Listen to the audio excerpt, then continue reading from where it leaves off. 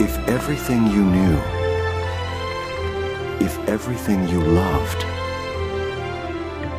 if everything you held sacred, my Lord and my God, were taken from you, good morning, Father.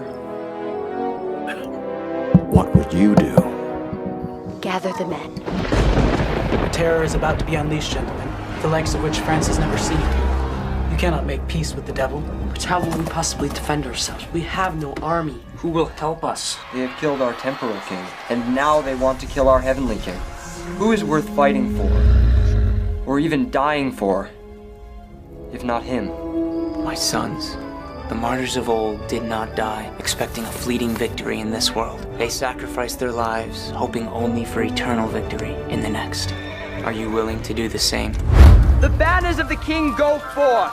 The mystery of the cross shines, by which life bore death, and by dying gave us life. For God and King!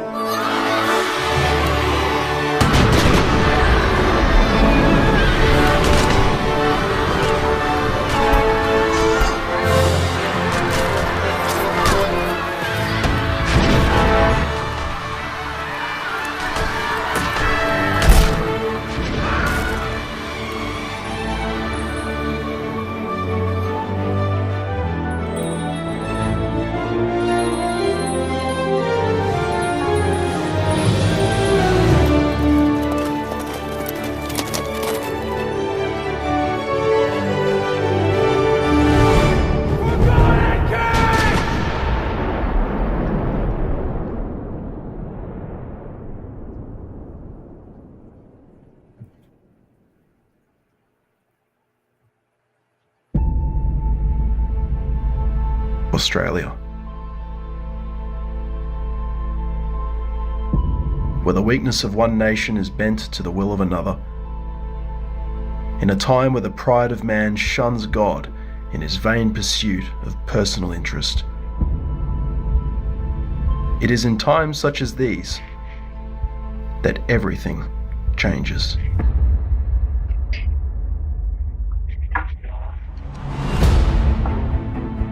He has allowed popish priests to spread their ancient religion all over the colony. By the law of Governor Darling, this courthouse is no longer recognised as a religious building. It's about time we got the sacraments back in this English doghouse. Mass is forbidden here. There's got to be another way. Where are you going? I'm gonna stop them. But we can't fight. We'll be bushrangers. Do you know what that means? Police looking for us, prices on our heads. It is our last chance. Move into cover! Mark my words, Major. Haul me up by the gallows and strike me down from God's green earth. But you know as well as I, in that deeply hardened heart of yours, Open fire! that God will do the very same to the Church of England and raise up in this country his one true church. And Australia will be ruled under one faith and one shepherd, the divine ruler, Christ the King. Get down! Australia is young, and I have every intention of protecting it from ancient, dangerous fanatics. Fire!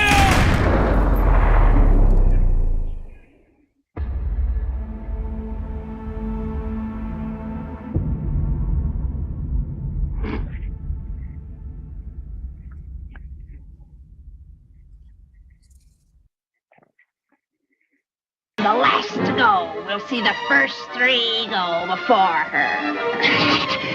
And her mangy little dog, too.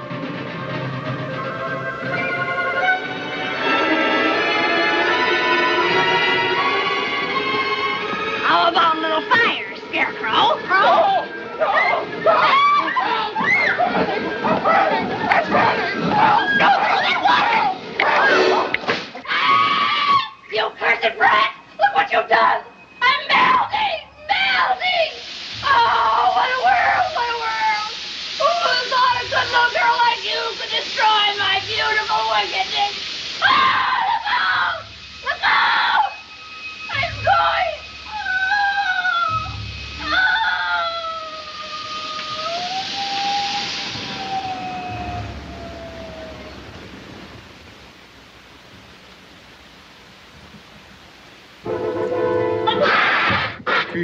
She's dead.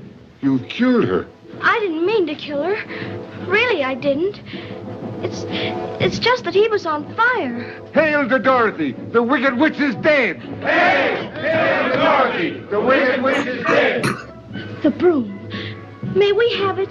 Please, and take it with you. Oh, thank you so much. Now we can go back to the wizard and tell him the Wicked Witch is dead.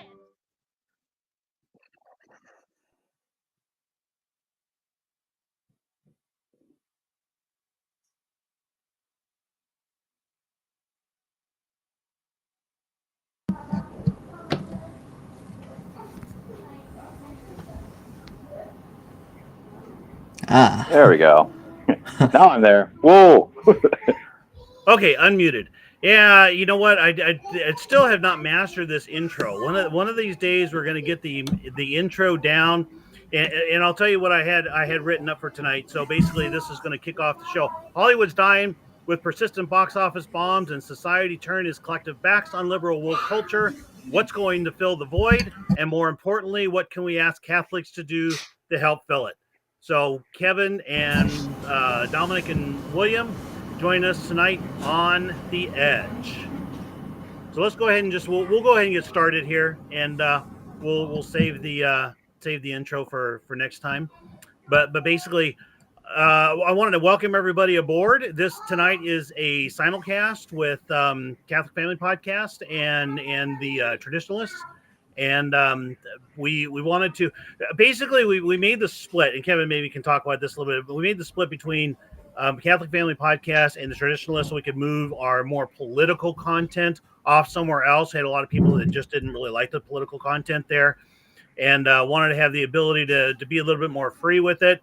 But I think that as we have topics like tonight, where we're talking about culture and society, perhaps the church, things like that, we will try simulcast on both platforms and reach as many people as we can. So we want to welcome everybody tonight, whether you're on Twitter or X or Catholic Family Podcast or the Traditionalists. And tonight we're going to talk about Hollywood dying, and I think a favorite topic for a couple of you guys, and basically the culture wars and what comes next. So do we want to do a quick round of introductions here? I think everybody kind of knows us by now, but let's go ahead and maybe around the horn.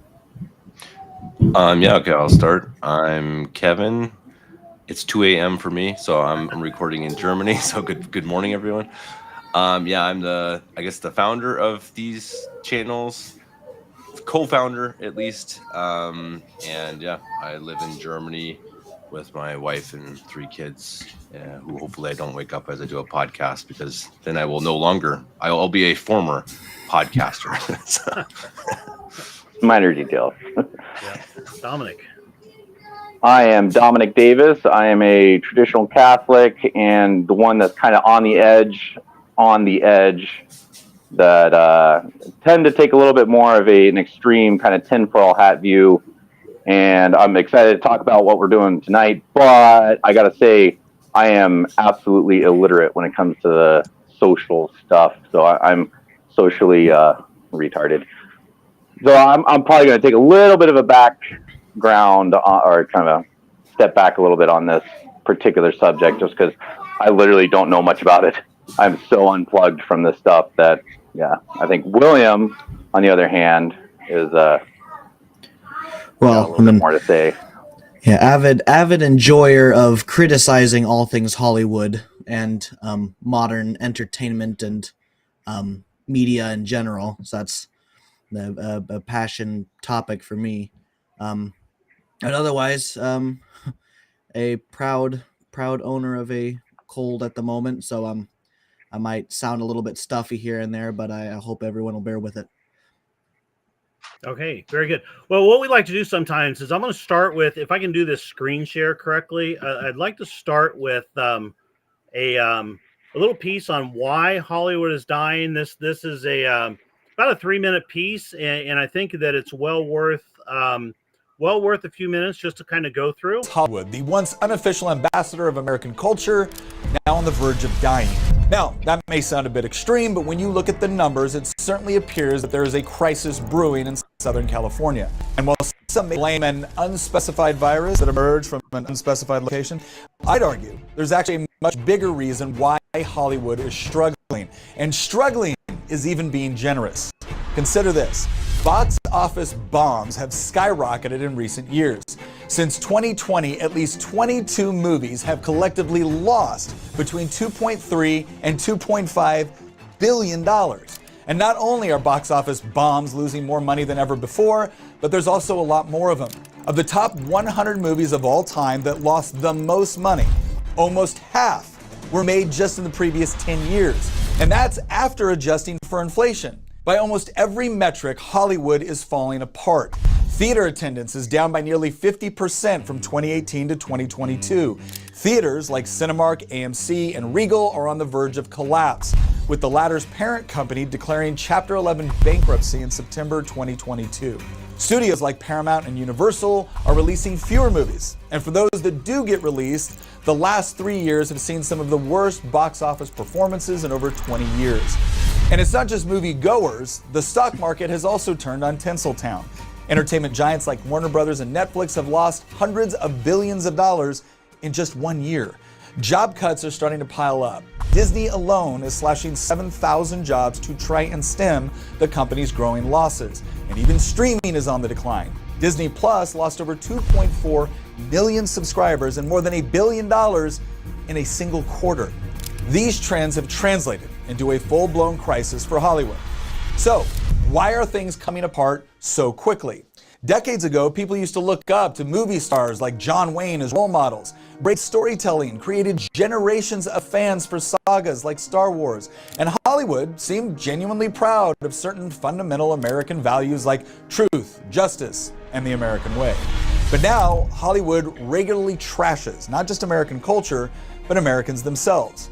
It attacks and ridicules its paying customers, all while destroying the heroes and stories that many of us grew up cherishing. The very concept of the movie star is also gone, replaced by a new generation of ideologically driven, virtue-signaling moralizers who think it's their job to tell people what to think, all while insulting them as much as they possibly can. Is it really any surprise that theater audiences have collapsed 50% at the same time that Hollywood alienates about 50% of society?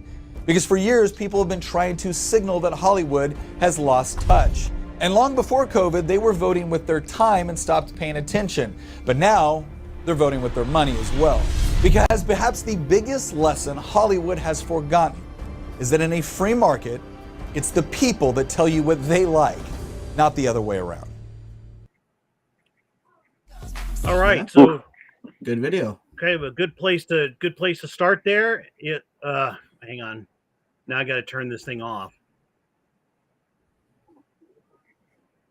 I think it's off for us. One of the things in that video that really struck me was the reference to Star Wars and Indiana Jones. That, I mean, to me was like one of the greatest film franchises ever. I mean, you have John Williams doing the music, and it's manly, it's good storytelling, and then Disney took it over and just turned it to absolute garbage. Oh, yeah. And just absolute terrible stuff. And there's an effort going on right now. Oh, go ahead, Kevin. No, I was just going to say, I think it's interesting because when you look at it, it's not just the message, as I'm sure William will probably talk about too, they're trying to promote their agenda. It's also that there's no talent. That it's really pretty bizarre that they're not talented people anymore in Hollywood, and so they always have to go back to remakes and whatnot. And I think that's a fascinating part of the whole story, that it's not just because they're woke, it's also because they're just not very good at what they do. There are very few talented people left in Hollywood. Yeah, I saw a graph, or I might be getting some of these numbers wrong, but it was something like 2 of last year's major releases, or maybe 5 of last year's major releases out of multiples of dozens, were actually original IPs. They weren't either remakes, sequels, prequels, threequels, midquels, or any other quel you can think of. Yeah. No originality. Absolutely right. No originality. Yeah. And they're really, I think, like the guy had said, that they're kind of the living embodiment of go woke, go broke, and I think that they have to a large degree. Now I'm on that go woke a little bit. I think that even if you look back maybe 20 years or so, you look at Star Wars, you look at some of the early Marvel movies, they still basically tied into the moral law, long-standing, permanent types of themes. I don't even want to say Christian type values, but at least the Good kind of versus values, evil. good versus evil, right? If nothing else, yeah, yeah. Or man versus circumstance. I'm a big believer that those are the two quality storylines are good versus evil or man versus circumstance, and I tend to like man versus circumstance Well, better. I could also make a case for romance. That be universally accepted. I know I'll get a lot of hate for that. Evil versus evil, right? But evil. yeah, definitely. Okay, I rescind that statement. That is good versus evil on a fundamental level. But I mean, it's good storytelling is that which speaks to universal values, and people going around and and what is not a universal value is, among many other things, is be who you want to be, not be who you're supposed to be, and accept me for who I am, not for who I could be, and making mediocrity, praising mediocrity. Well, and I think a really good example of what we've seen over the last, if you compare Marvel. So if you watch the original Captain America, and I actually really liked that. I actually liked the first Captain America. I thought it was a really good movie. It was a really, he was a virtuous guy who did the right thing, real step hero. And I think it obviously did way over $1 billion. I mean, huge franchise, and all three movies were really big. And what they just came out with last week was Captain America with a new actor, and of course a black actor, and of course an actor in the character who the entire time, and I haven't watched the movie, but I've seen clips from it. Like, his entire character is pushing that he is better than the original Captain America, primarily because he is black. And it's just like, they just don't, you don't get it. They don't get it. You would really think that they'd have learned by now. It's absolutely, the whole DEI stuff it doesn't sell. And that same actor came out and publicly he was like, well, the original Captain America doesn't really stand up for the values that he should, because I don't really think that America is the greatest thing. It's basically just trashing America. Like, dude, you're supposed to be the embodiment of the American idealism, and yeah, he's a black dude that hates America, and that is pretty much DEI in a nutshell, or your woke crowd, that you hate America and you try to run the race card. Right. Well, and one of the things I kind of wonder, and perhaps this gets a little bit off into politics, I don't really know, but you've got these different studios, and Disney being the biggest one. They're writing bust after bust after bust, and they've got so many of their different movies are losing tons of like hundreds of millions of dollars. Where are they getting their money from? I mean, are they just living off of their past? Or are they getting it from? Is it coming from USAID? Is Elon Musk going to find it? Where is their money? I ask the same thing as CNN all the time. Where is their money coming from? Is it coming from foreign governments? I mean, you can't run a business and consistently lose money like that. Well, does anyone here know? Go ahead, William. Oh, I was just going to say that a lot of the money that these people make are from investors, big investors, places like Amazon, of course, the studios themselves. And their primary objective isn't to be woke. Their primary objective is to make money. And if it's not making money, then eventually it's going to get axed. And we're already seeing that happen quite a lot from certain certain studios, but also just the I don't know. I don't think it'd be far fetched to say that a lot of the money that Hollywood's coming up with is somehow derived from our tax dollars, because if USAID is giving money to Sesame Street in Iraq, then why on earth isn't that same or a counterpart deep state agency giving the same money to propagandize our own citizens? Oh, absolutely. Well, yeah, and there is a in the CIA building there is a department of liaison to Hollywood. So it's like, well, yeah, the CIA is directly. I mean, you put on a tinfoil hat and go as far as you want with it, but there is a direct line between the CIA and the Hollywood mess that we see. But that's not even a tinfoil hat. That's Operation Mockingbird, which is public. So that was back, I think it was in the 1950s and 60s that the CIA literally, I mean, it actually did put its people into Hollywood to make it so that Hollywood was producing films that the government at the time, or I should say the CIA, was wanting them to make. I think this was also around the time of Kennedy. So again, it's one of those crazy things that when Kennedy was killed, which I think he was killed by the CIA. I hope we learn a little bit more about that soon. Different time for a different podcast for a different time. But I think that it was one of those things that he saw. It's not the biggest thing, but I think he saw the deep darkness of what they were doing was really trying to infiltrate society as a whole as the CIA. And he's like, this can't happen. And it's probably part of why he got shot. Yeah, I mean, the whole, I don't know, speak truth to power or whatever, however that saying goes.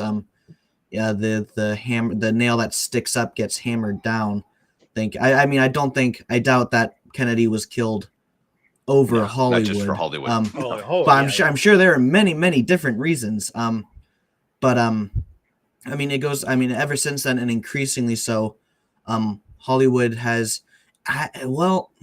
definitely become more propagandized. I think there was a time when Hollywood was more innocent and less, it wasn't woke. It wasn't. You look at you look back at the 1950s, and you had the you had the Legion of Decency with the Catholic, and look at the portrayal of priests back in there, and almost, I mean, a lot of your big actors played a priest at some point. Bing Crosby. I'm trying to think of some of the others who Barry Fitzgerald, Spencer Tracy, right? Yeah. And I mean, you had so many, but the portrayal of the church even at that point was very, very good. It was not until the 60s and 70s when the wheels started coming off of Vatican II, off of American culture, off the baby boomers, off of everything else like that really we started to turn. And I think you guys are right that we basically have become the authors of our own destruction through these dark money forces that take our money and basically funnel them back in to our own destruction. Yeah, and that going back to how Hollywood treats priests in the Catholic Church, a movie that came out recently that people didn't know much about until it was released, called Conclave, I think it was called. Man, I heard that it was like the most blasphemous kind of, just sacrilegious, spite. Ben Shapiro said that. Ben Shapiro said that. Whoa. Ben Shapiro came out. And Shapiro came out and said, "This is totally a joke, and like even if you're not Catholic, you have to really this is like the worst movie I've ever seen about telling people what Catholics are and stuff." But no, it was actually pretty interesting. He really did say that it was shockingly anti-Catholic from Ben Shapiro, who is shockingly anti-Catholic. So fitting. Yeah. Seriously, that boy. But I mean, but I don't. I actually wonder if it. I don't know actually if it was successful or not. That would be an interesting thing to look up. I can't imagine. But it is. I don't think so. I mean, but I think again, it always comes back to me too, the question of they're also talentless. I think that's so interesting how they try to recreate things. So there was another one that Ian and I watched a couple years ago called Persuasion. So it's one of the Jane Austen adaptations. It's a really good story, and the story is about a girl who's really, really kind. Let's just say I'm not going to go into the story, but the main part of her character is she's extremely kind and nice. And so they did a remake, and she's this horrible drunkard, mean, nasty character. And so what they do is they're just taking, you know, their own agendas. It's like the wine moms making a movie and just literally slapping on the names of characters. Like, yeah, this is Jane Austen's story. You know, it literally was. I mean, if you go in and you actually change the characters from the base version of what they were, obviously you're just, you know, trying to make money and yeah, just push your own agenda, which is ridiculous. Yeah, and that brings us really nicely to Rings of Power via Amazon. That has not gotten, the second season has not gotten nearly enough hate, in my opinion. Although it was pretty much just forgotten about, which is also fine by me. You know, no news is good news, I guess. But man, they had, you know, if you had an honest, an honest studio trying to actually portray a strong female, Galadriel is like the perfect role model in fiction to go off of. I mean, Lady of Light, you know, perfect, you know, feminine virtues, and the strength of that. But no. What they did, they turned her into a total Mary Feminist. Sue killing Yeah. trolls and Feminist. warrior, you know, girl boss, and everyone hated it. I mean, anyone who had any kind of love or appreciation for Tolkien did. Right. And I think, you know, I would say, okay, so here we are today, 2025, and I think really the jig is up to a large degree. I mean, people are on to Hollywood. They're rejecting the woke message. They don't come out, you know, they'll come out for movies with traditional values, but we're not falling for the woke garbage anymore. Hollywood is failing.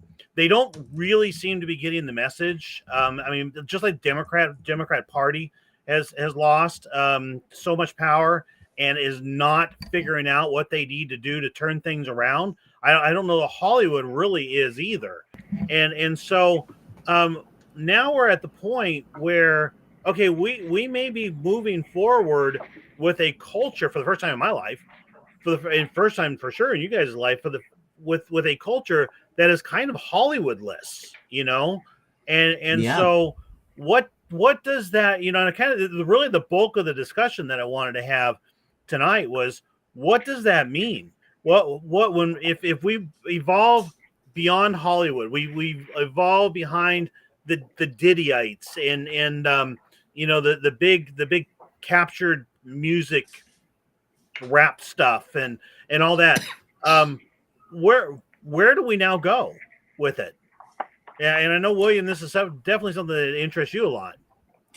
Well, I mean, there's I could go deep down the rabbit hole that might get me shunned and ostracized, but I mean, less deep down the rabbit hole is definitely, I mean, YouTube. What we're on right now. I mean, the fact that we are here right now is a very, very small facet of the fact that Hollywood and Western entertainment as a whole has failed.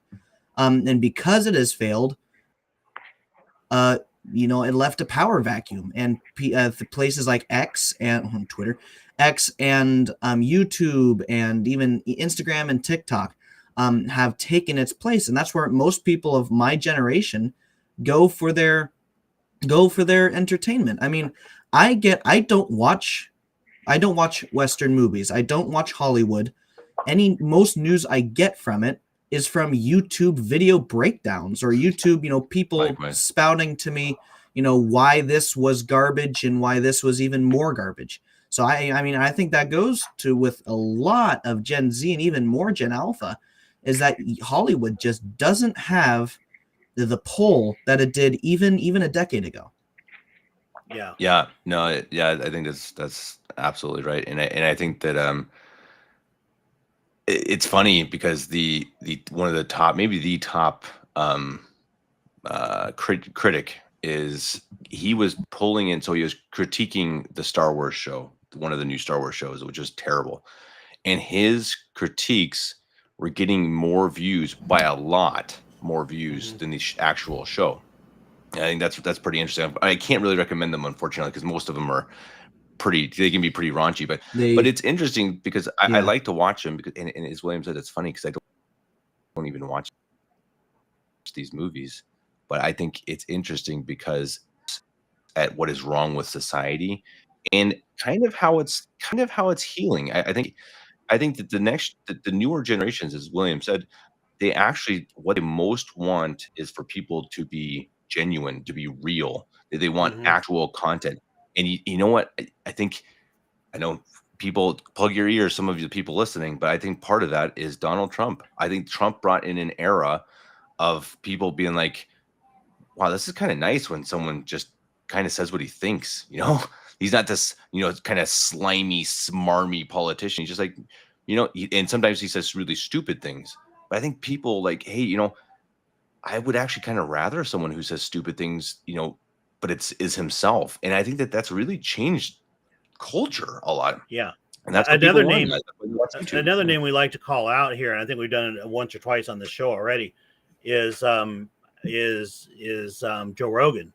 And here's a guy who uses way too many F words for me to want to listen to him much. And he's kind of an idiot too. Yeah, and he's not very intelligent. He's the first guy who'll tell you. I mean, I think he got his start as a color commentator on like UFC or something like that. So yeah, I mean, he'll tell you he's not that intelligent, but he's inquisitive. He's intellectually honest. He asks good questions. He interviews well, and he's become the top name in the podcasting world, almost in the entertainment world right now. And it's because he's authentic. Yeah. And also, I mean, it's also very thought-provoking. It's so much, I think a lot of people, if they do watch Joe Rogan, don't necessarily watch it for Joe Rogan, but for whoever he's interviewing, Elon Musk, Donald Trump, whoever it is. Because it gets your mind turning. It's interactive. Mm-hmm. It gets the viewer involved, thinking about these, different concepts, different things, different things about society. And that's not something I heard this like from a TED talk or something, but what people don't want 4. People want 2 + 2. They don't want to be spoon-fed the answer. They want to be given the keys to solving the puzzle. They want to find the answer for themselves.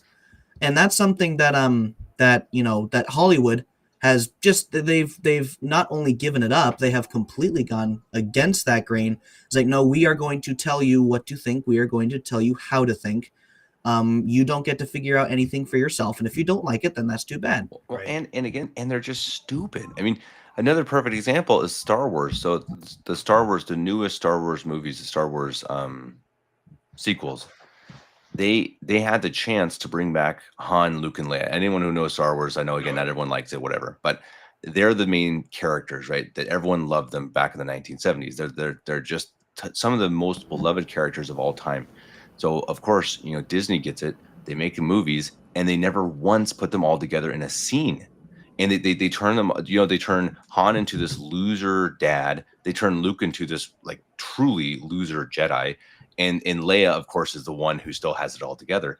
Yeah. And it's just like, again, it's like, it's not just that they're woke, they're dumb. Like they literally ruined their own characters and their own brand because they can't really make something good. And I think that's really interesting. And it kind of segueing, but I thought it was interesting too, that recently Martin Scorsese, who's known to be one of the best, I'm not saying moral, but he is one of the top directors in Hollywood. He came out with a series about the Saints, and I think it's interesting. Mel Gibson is creating a show about the Siege of Malta, which heartbeat still. Yeah, but I think that there truly is a shift. I think first of all, you see Hollywood burning, but I think there is a move towards family content or not, what's the word? Maybe not virtuous, but I mean, yeah, maybe like Dominic had up earlier, like Braveheart, these films that are like, hey, they're going to go back, they're learning, okay, let's let's stop with the wokeness. Let's go back to what actually works. And I think that's I think it's coming. I don't know if you're ever going to see a movie again like The Lord of the Rings.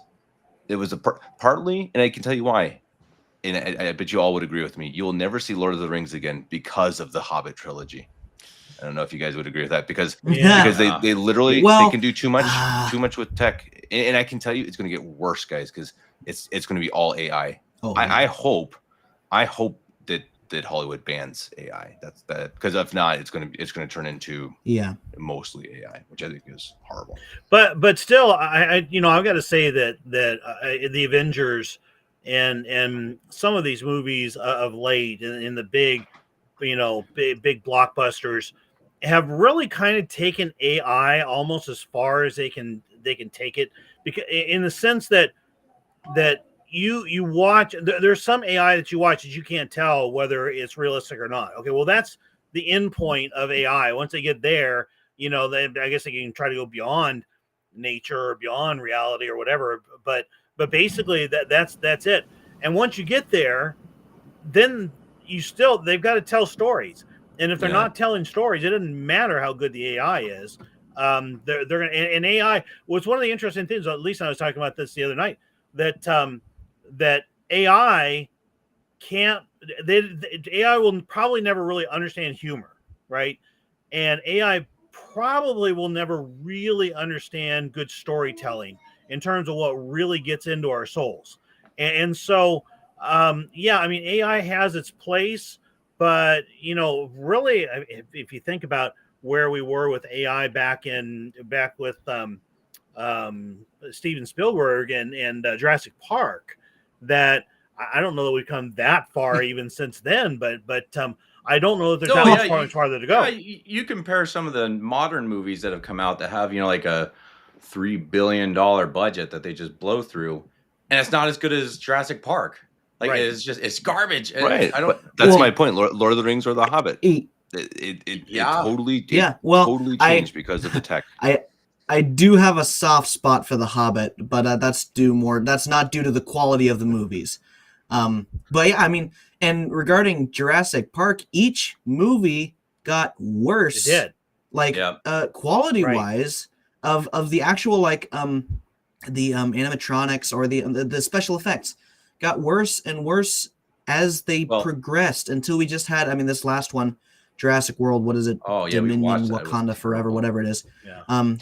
It's like it was just CGI sludge with no soul. Right. The dinosaurs, at least. I think that there's actually there's a financial reason behind that. You see, that's why you have Shrek 8 or whatever they're on right now, where they'll build a brand, and then they'll take that brand and it's like, okay, we're just going to recreate this, and we're going to do it cheaper because people are going to go to the movies, they're going to watch it.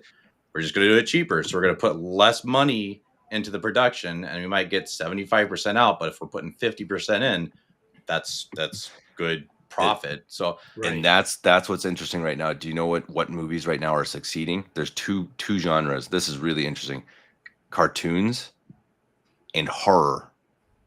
And by a lot in grossing. And it's because, exactly as Dominic says, it's because horror movies, you typically only need, it's very low budget. You need a couple actors and you need a knife and blood and guts, and I think that they're learning that, again, this is what's happened. You had the big, huge Marvel, Disney, they were spending $500 million.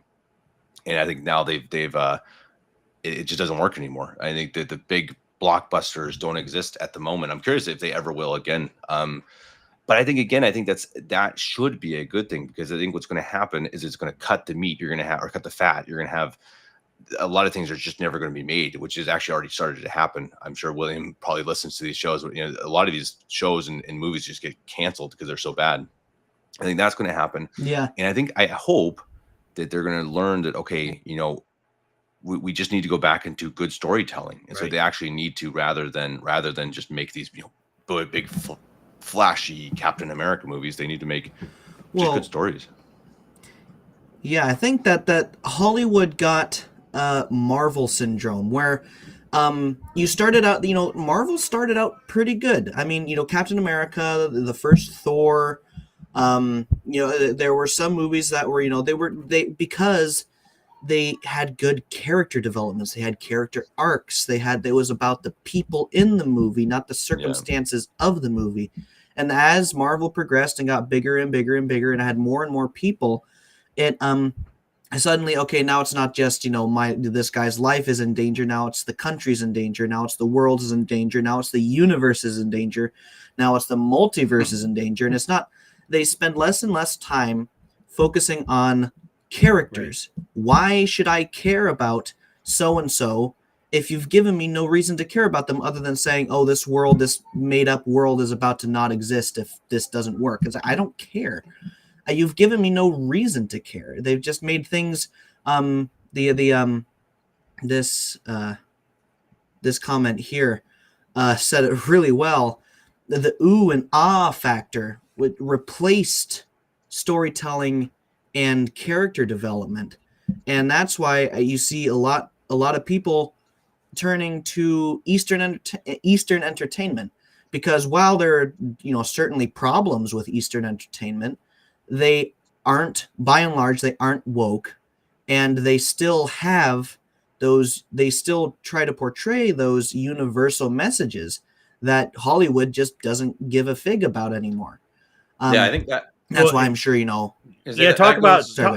A little bit back. Like, I don't really condone anime by any means, just as a genre, because there's a lot of bad stuff in it. But you go to like Studio Ghibli, and they have some of the best storytelling, and it's so hands and feet above what the garbage that Hollywood's been showing us for so long. Just at strictly storytelling, and it's just better content. And then, like you said, William, it's a lot more back to your traditional. You got good versus evil and character development, where you learn to love a character. You go to like Braveheart. Braveheart, one of the greatest movies ever made, in my opinion. And by the end of that movie, you're like, oh my goodness, Mel Gibson, who's an amazing actor, like you feel for him, you understand his situation. It's like, okay, this is absolutely heart-wrenching. It's freedom at the end. It's like, oh, it's just captivating. And then now you just have, this world blew up, and this multiverse just got destroyed. It's like, I don't care. Like you're saying, William, it's like there's no attachment to any characters in modern day Hollywood. But there have been, I would argue that there have been a handful of movies, and maybe only over the last 4 or 5 years, maybe only 1 or 2 a year that have had good character development. But and I was going to ask William. Where'd he go? Let's see if he comes back on. He dropped off. There he is. So Godzilla -1. Did you ever watch Godzilla -1? I did. Okay, so this is one of the few instances of where the trope of, oh, she died, but in the last scene, oh, she didn't really die. Sorry, spoiler alert. It's been out for over a year now, so but where that trope actually worked, because they set the whole movie making you care about that character, not wanting to see that character die. And it's all about self-sacrifice, and and it's got Godzilla in it. And honor. It's still, you can honor. be It was a Japanese. You can be. What really interested me about that one was that it was all Japanese. I think it was in Japanese. You had to watch. You had to see scroll at the bottom to read it in English, and it had very much Japanese values to it.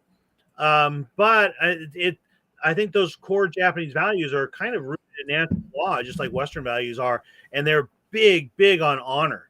And it was fascinating to watch that movie where this kid, okay, no spoiler alert, but this kid was actually a failed kamikaze pilot who was supposed to fly into an American vessel, some sort, and pulled out. He just didn't have the courage to do it. And I mean, he was like 100% dishonored in his world. And so, yeah, they did bring in a certain amount of morality. I'll give you another one that's been kind of recent here that was really interesting to me was Twisters 2. And I'm not sure if anybody saw that one, but the original Twisters, I can't remember the actress's name. Jodie But Foster. was no. that? No, Helen. Oh, never mind. Yeah. No, it wasn't Jodie Foster. No, it was Helen Hunt. Helen Hunt. Helen Hunt. Yeah, and that movie, I mean, it had some nice special effects. It had nice storytelling. It had some good stuff, but it had this theme of divorce going all the way through it, and so it kind of, I don't know if it glorified it, but it was just a sticky part of it was just the complexity of the movie and all that. Well, you had one more recently that was Twisters, and all the young people were single. They were all chaste. They were all good with each other, and everything from a moral standpoint was just kind of spot on. And then the movie again was, I thought, good storytelling. Well, and the man was a man, and the woman was was feminine, right? And it was just good storytelling, and it was not woke. And it was like watching that was like a breath of fresh air. It's like, wait, when are they going to add this this character that's just disgusting that completely ruins the movie? I think you see that in like any of the new your Netflix specials or whatever. It's like, okay, you're just waiting with the remote. It's like, okay, all right, when are they going to bring in the character?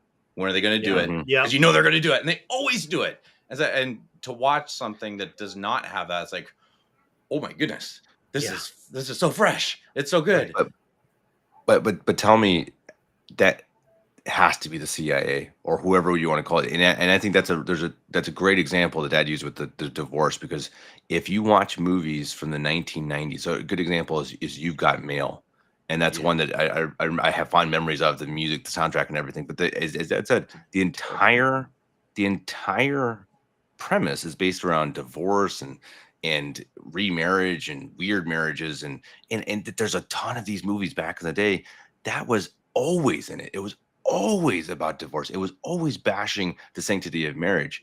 Right. And if you watch the original You've Got Mail, so it was based on a story back in the 1940s, The Shop Around the Corner, and it's awesome. It's so, if anyone hasn't seen it, that's a great movie. It's one of our favorite movies. We watch that every Christmas time. It's a great Shop Around the Corner. I think you can even find it on YouTube. And it's obviously not that. You have none of this nonsense with remarriage and divorce and whatnot, and it's just okay. I guess the topic comes up, but it's a bad thing. It's negative. It's a negative part of the story. And I just think that is something that's been pushed. And that's the crazy thing about Hollywood, is that I do think there are actual agendas that are being pushed. And as Dominic said, I think it's exactly, you see it right now. You see it in every show. You're going to have someone who's gay or whatever. Yeah. Always. And that can't be an accident. It's not that. I can tell you pretty much firsthand how this came to be. And this was not just, Hollywood's probably the biggest victim of it. But this is corporate America, it's government, it's everywhere. You had these homosexual groups that or woke groups. I mean, I think that the gays were probably on the forefront of it, but there were other woke groups. And what they would do is they would send little groups of 4 and 5 of them, and they would send them to talk to CEOs. They would talk to them, whoever they could get way up the chain. And they would basically just say, hey, we're here and we've got a cause and we would like something out of you. And it's going to be something small, maybe just a little recognition of Pride Month in June, or just a little something like that. And if you do what we say, then everything's great. If you don't, then we're going to destroy you, basically, and make you anti-woke and put you on, cancel you more or less. And they were extremely successful doing that. And they did it incrementally, little by little by little, and they'd come at you every year. And that's a lot of how they did it. And so I guarantee that they were infiltrated. They were basically saturated into the producers and the directors and the screenwriters and all them, and basically said, yeah, you either do our bidding and we're not going to make it horrible, or you do our bidding or we'll destroy you. And I think that's how they got, to where they got. Yeah. And that is quite literally what DEI is all about. It is, you will involve all of these minorities or, oppressed minority groups, or you will not get funded. Right. Or you will get, lambasted by the media. And that's, and that I wonder, is that a symptom or a cause of all the trash that has come out of Hollywood in particular, but it goes far beyond that. Gaming, every facet of it's a cancer. media. It's a cancer that kind of feeds on itself and just grows and grows. But now, okay, so here's the challenge that I would put to you guys. As of today, oh yeah, Princess Bride. Yeah, you know what? Great storytelling. Yep. Yeah, great story. Oh yeah, most exquisitely produced or directed movie of all time in my opinion. Just a great movie. So much book though. Weird. What's that? Book is a weird. Yeah, if you've never read the book, it's just a weird. It's weirdly put together. Yeah. But okay, so as of today, Donald Trump's last and perhaps most controversial appointee, Kash Patel, was approved for the FBI director, and so now Trump has his entire team in place, and now they can't go directly at culture, right? They can't sit down with Hollywood and say, okay, you will make moral films. That's not the way it works. But they can go after they can go after all of these funding mechanisms that have helped to drive this cancer forward, and they can cut off their funding. There's step one. And I think that's kind of the era that we're heading into here. Well, I think step two is going to be you put the flashlight on the evils of Harvey Weinstein, Jeffrey Epstein, Diddy, and then you start naming Tom Hanks. You start naming LeBron James, like all these people that everyone has looked up to in society as being, they're kind of my heroes.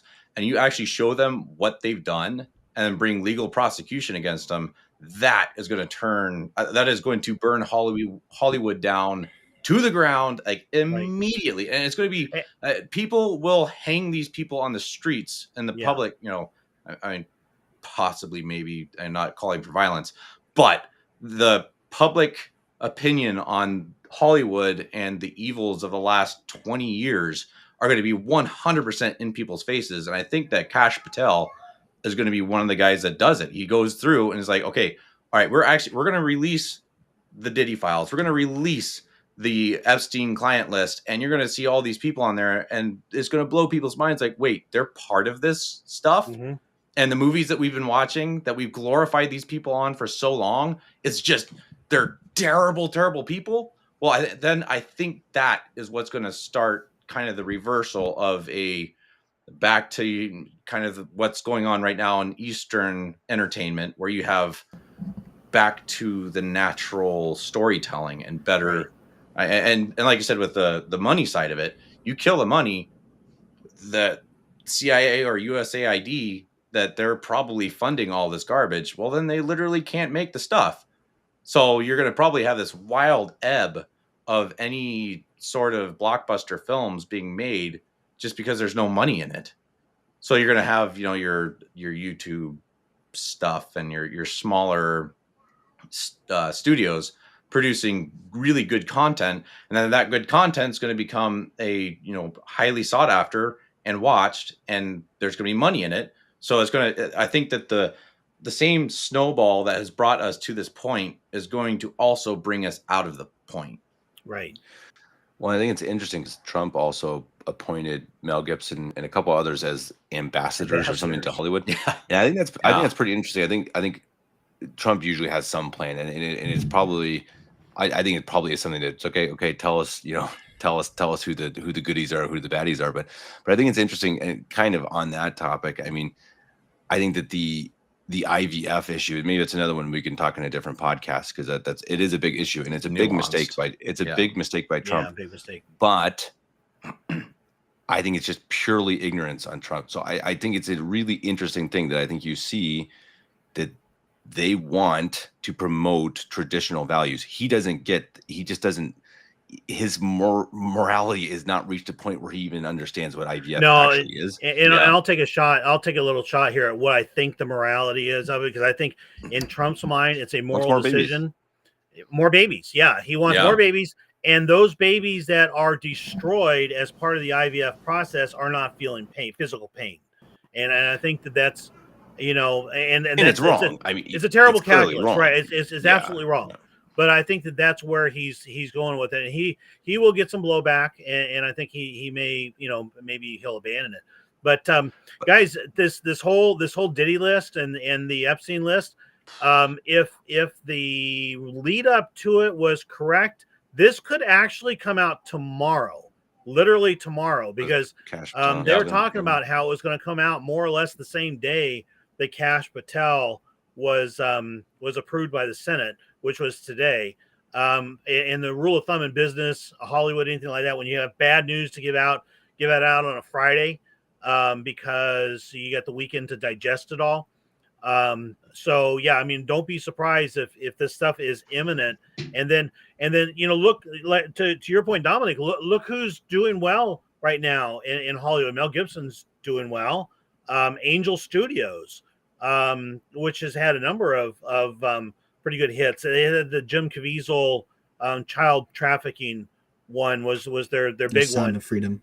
The Sound of Freedom. Sound of Freedom. Yeah, Sound of Freedom was theirs. They're in charge. They took over Dry Bar Comedy, which I recommend to anybody who likes comedy but not the dirty stuff. They're Mormons and good, very good humor. I mean, the comedians aren't all Mormons, but the production company is. But anyways, yeah, there's a lot of good stuff out there, I think, getting ready to take its place, and including in our own circles, right? So we've got a number of folks that are Saturday contests that have started doing this, trying to fill this void, and Kevin, you might talk to that a little bit here before you have to go.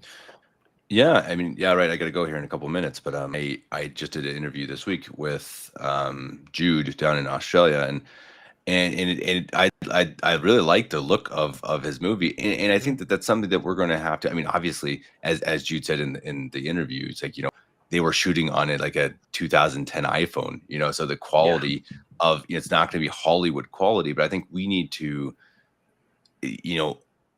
And I think, again, as we talk about this, I mean, I think people are kind of ready for that. I think people are ready to say, okay, we don't need this gloriously shot green screened movie. We want good stories. And I think now is the time. I mean, now is exactly the time to create content, and to start putting out these homemade projects that are not going to have your $1 million camera work.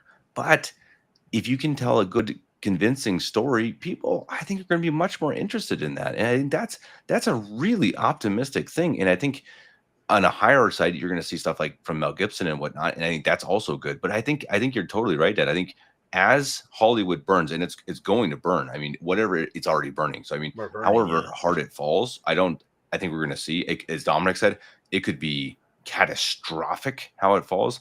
Either way, it's falling. So either way, it is collapsing. Hollywood, as we've known it for almost 100 years, is not going to really exist fairly soon. I think it's going to be replaced again by like AI and stuff. But I think exactly, it's going to open up this area for people to get in, and you just see people like Jude. You have St. Genesia's Films. I interviewed her a couple years ago. Hannah, really talented people putting their skills to make good Catholic content. As we watched at the beginning, some of these trailers. The best stories of all time are Catholic, right? Right. I mean, and there's so many. I mean, Lepanto, Malta. Oh my goodness! These are just. I mean, you could go down the line. I mean, Joan of Arc. I mean, there's so many of these stories that are just unbelievable. Cortez. Yeah. Come on! I mean, just incredible stories. And I think that it's out there to be made, and I think that people need to. I mean, hey, you never. If you're someone like Jude and you can make films and stuff. Hey, maybe Mel Gibson's going to have a film studio someday. I think that's extremely possible.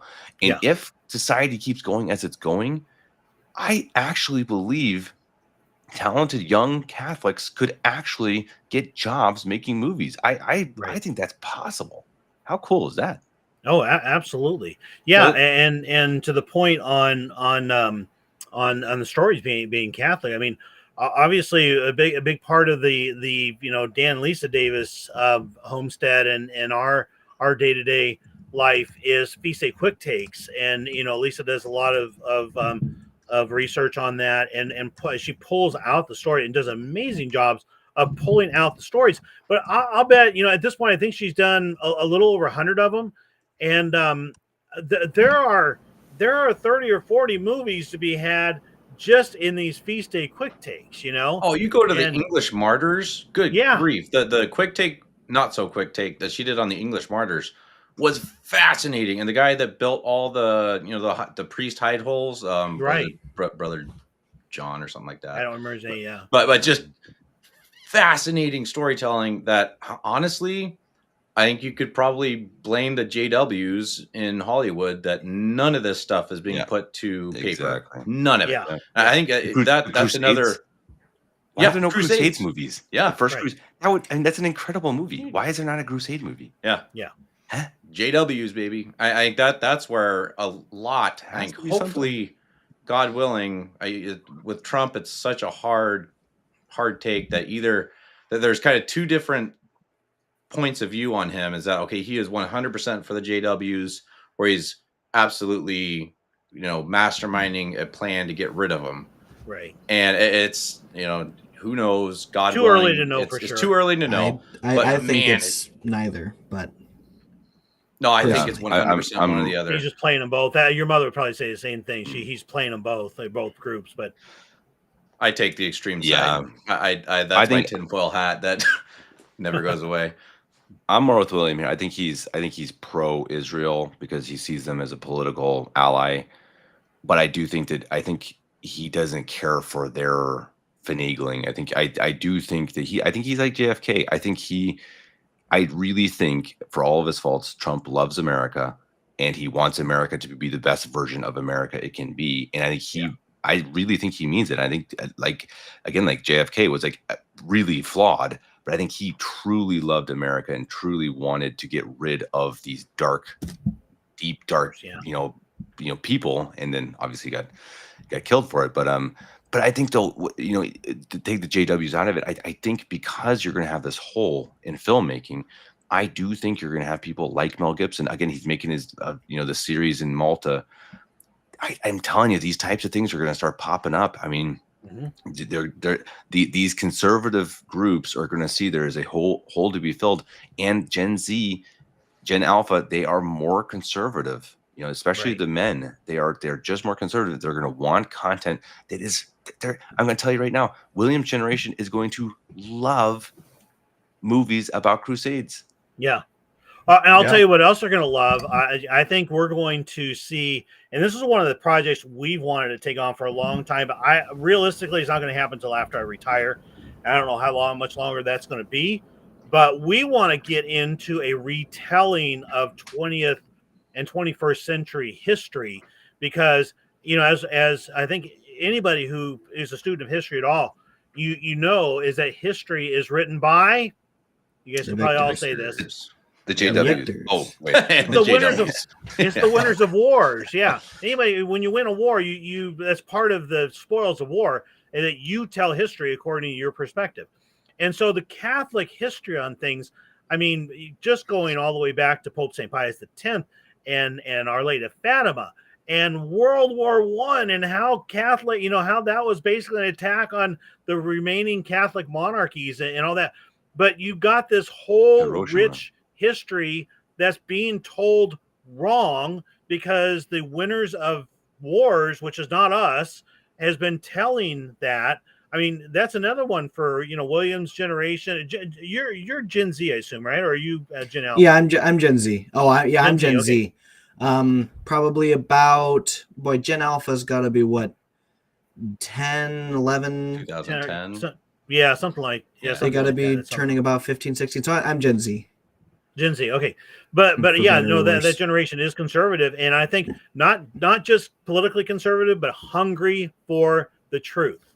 and Yeah. that's where we've got such an opportunity ahead of us. Yeah, I think that's something we might have touched on this on a different episode, but especially this is mainly about men. We might have mentioned this during our masculinity podcast.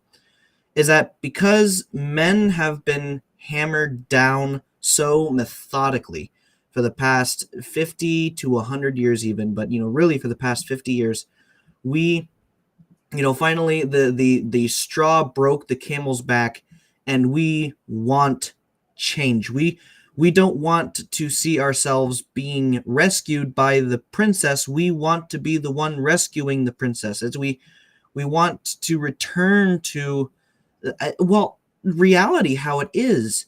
Men fight wars, men win wars, and most of the military heroes that so many of these good movies we've been talking about, crusades, etc., these are fought and won by men, and that's something that we of this current generation have none of. What are modern day heroes? Who are some actual, where's our Godfrey of Bouillon? Where's our Raymond of Toulouse? Where's our Richard the Lionheart? Mm-hmm. But it's not Elon Musk or Trump. They're they might be inspiring in their own ways, but they're certainly not idols. And I think that's something that especially my generation, Gen Z, Gen Alpha, we want something to idolize. And so we're gonna have to make it ourselves. Of course this is millennials too, but we're gonna have to we want to see movies that reflect our ideals and how reality truly is. Well, I think you're seeing a strange sort of counterculture. So you go back into like the 2000s, early 2000s, and you had, your teenagers had their long black hair in front of their face and they're listening to emo music. And I think right now the counterculture is goodness. Like, because of what has been just shoved in young men's faces especially for the last 10 years. Likewise, that you absolutely have this, young men in general are naturally rebellious. That's a point of humanity. Young men are rebellious. Okay, what are you rebelling against? Usually kind of the status quo or whatever's being shoved on you. And right now, the whole LGBT thing and the men are not men has been shoved down our throats for so long that there is absolutely a bounce back and something that young men are like, I want to be rebellious. Okay, well, what am I going to do? Well, I'm going to pray the rosary. Right. I want to be a father and have a good standing job and be a manly man. I'm going to work out. I mean, that's like the ultimate counterculture to today's society that you absolutely at Gen Z, Gen Alpha, I think are really turning to. Right. Well, and I have to use William's point to shuffle off here because I think it's an interesting point about idols, and I think that part of it is because it takes that away. I think you just have your leaders or kind of pathetic money grubbers who every now and then they get in 4 years and then they're gone, and they're usually just psychopaths who kind of beat their way to the top.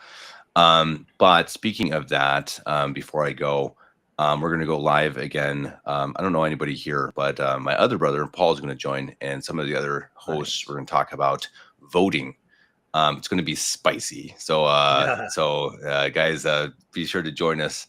That'll be only on the Traditionalists. So, because I don't want to get killed by all the ladies over on Catholic Family Podcast. So, so definitely, if you're not subscribed already, go subscribe to the Traditionalists, and we'll be doing a live show on Saturday talking about voting, kind of hopefully the history of democracy, who has always had the right to vote.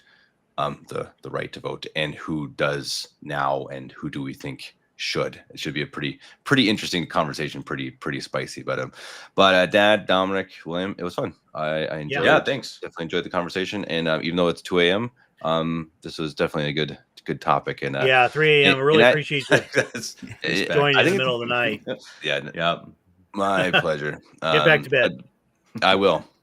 And again, and leaving on an optimistic note, I do think film and stuff is headed in a good direction. I think we're heading to a better place than it's been in maybe 80 years or something, which is pretty cool. And I think we have bottomed out? Last question for you here, Kevin. Do you think we have bottomed out, or are we about to bottom out?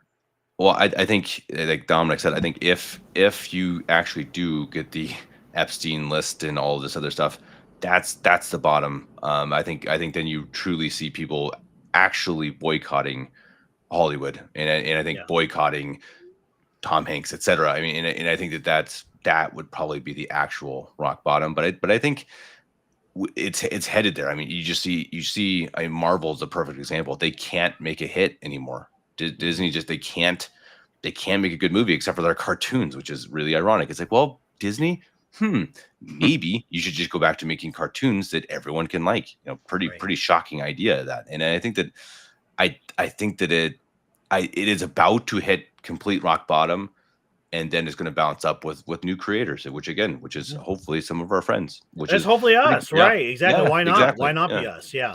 And I think that's what everyone needs to have. I mean, I think that's one of the things we talk about all the time. You know, as Catholics, we need to not shy away from these areas. I mean, politics, media.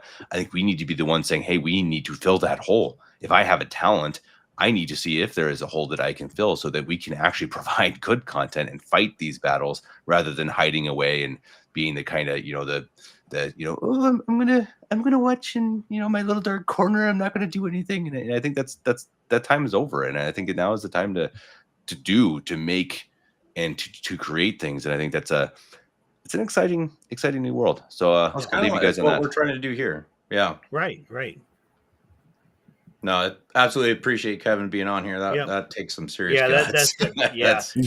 We've said it works. It's really nice having a fourth here. Yeah, totally. It's fun. It's fun with three, but there's something about a fourth that's really nice. So I got to question a little bit, because if they're going to be having a podcast on voting, who is going to take the side of repeal the 19th Amendment? Oh, I got to tell 100%. You this. Okay, so that's the women voting, right?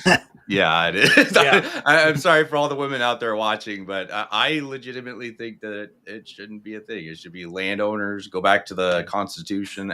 Not part of this podcast, what we're dealing with today, but just a little blurb. Leading up to November, this is kind of a crazy story, Dominic. Leading up to November, we actually tried to have a debate on Catholic Family Podcast. So we're still doing a lot of politics there, and the traditionalists didn't exist yet. And we wanted to do one on the 19th Amendment, should women vote? And we reached out to all the women we could find, and not one of them said they should vote. So, So, most of the, I think, your mother would be the first in line that would say, no, women really shouldn't have, we vote with our hearts. We don't vote with our heads. We should vote as a member of a family. And I think that's their big concern, is really husband and wife should work together, and should talk through their politics and come up with the votes that are for the greater good. But it really should be the husband who casts the vote. Yeah. So that's a totally different topic. That totally different topic. Anything with Hollywood burning down. Well, actually, maybe it does. It does. I was going to say it does segue a little bit. Yeah, I was going to say the feminist movement is another part of kind of like the JW and the DEI stuff that has moved its way into this grossness. That I don't know if you saw, there's recently a scandal about Ryan Reynolds' wife, whoever she is. I think Blake she's Lively. Oh yeah, Blake Lively. Basically came on to a movie set, and the director was like, "Hey, this is what we're going to do." And she said, "No, we're going to do something different." And it was this big, huge scandal in Hollywood. And it's like, there's all sorts of bad beef going on between that. And she, of course, she went out because she's privileged. No, just right. Yeah. And again, that's probably something we don't want to get into that in this podcast. The whole Me Too movement. That, I mean, really just it took the courage out of men, because pretty much just with one accusation, your career's over. You're done. Yep. But I think that also the whole the fundamental difference of men and women being different, and because of that, the difference in media. So there are movies and in games and books and whatever tailored towards women, and there's the same tailored towards men, because men and women are different, and they generally they enjoy different things. Marvel and Star Wars were more for men. They were more men's brands. They were made, Jedi and Sith and things like that were meant for men. And that's something that, especially when Disney bought Star Wars back in 2010, you saw pretty much the complete feminization of those two famous IPs. And this is endemic through all of Hollywood, is that everything that was once masculine, things like, I don't know, for example, James Bond, they turned people like, James Bond, into a complete just, coward who just wants to die. Primary example, the last Indiana Jones. Oh, yeah, I was just about to bring that up. Yeah. Yep. They took like the most macho man that you could possibly get and had him begging to die, pretty much begging to die because I don't want to go on. Sorry, just do they it. did it to Thor. They did it to Thor. I mean, Chris Hemsworth. Yeah, almost funny, big and fat and lazy and just done with life. And Chris Hemsworth, you would have liked to have seen him stand up and say, "No, you're not going to do this to my character." But that they did it to him too. And I think that's kind of the point that they are trying to make, is that if you're a male, there's always an unhappy ending. There's always corruption. You always end up, the women are the ones who are going to save the day. It's just a pure inversion. Yeah. And you go to Indiana Jones and the Last Crusade. I mean, the ending scene was like literally men riding off into the sunset, manly as all can get out after they, completed their task and rode off into the sunset. And you just don't see that anymore. It's not allowed. The woman, and the woman character has to be, the savior, and your Galadriel has to be the macho man. And it's totally the perversion of our society that it's mixing the roles and making it to where women are pushing that women have to be like men and that men have to be like women. And it is absolutely an ungodly mentality that these people have. You do wonder where does it stem from? That's my question. Maybe you, Dad. That where does that corruption actually, like, who's pushing it? Why is that? Yeah, I think it's systematic. It comes kind of top down.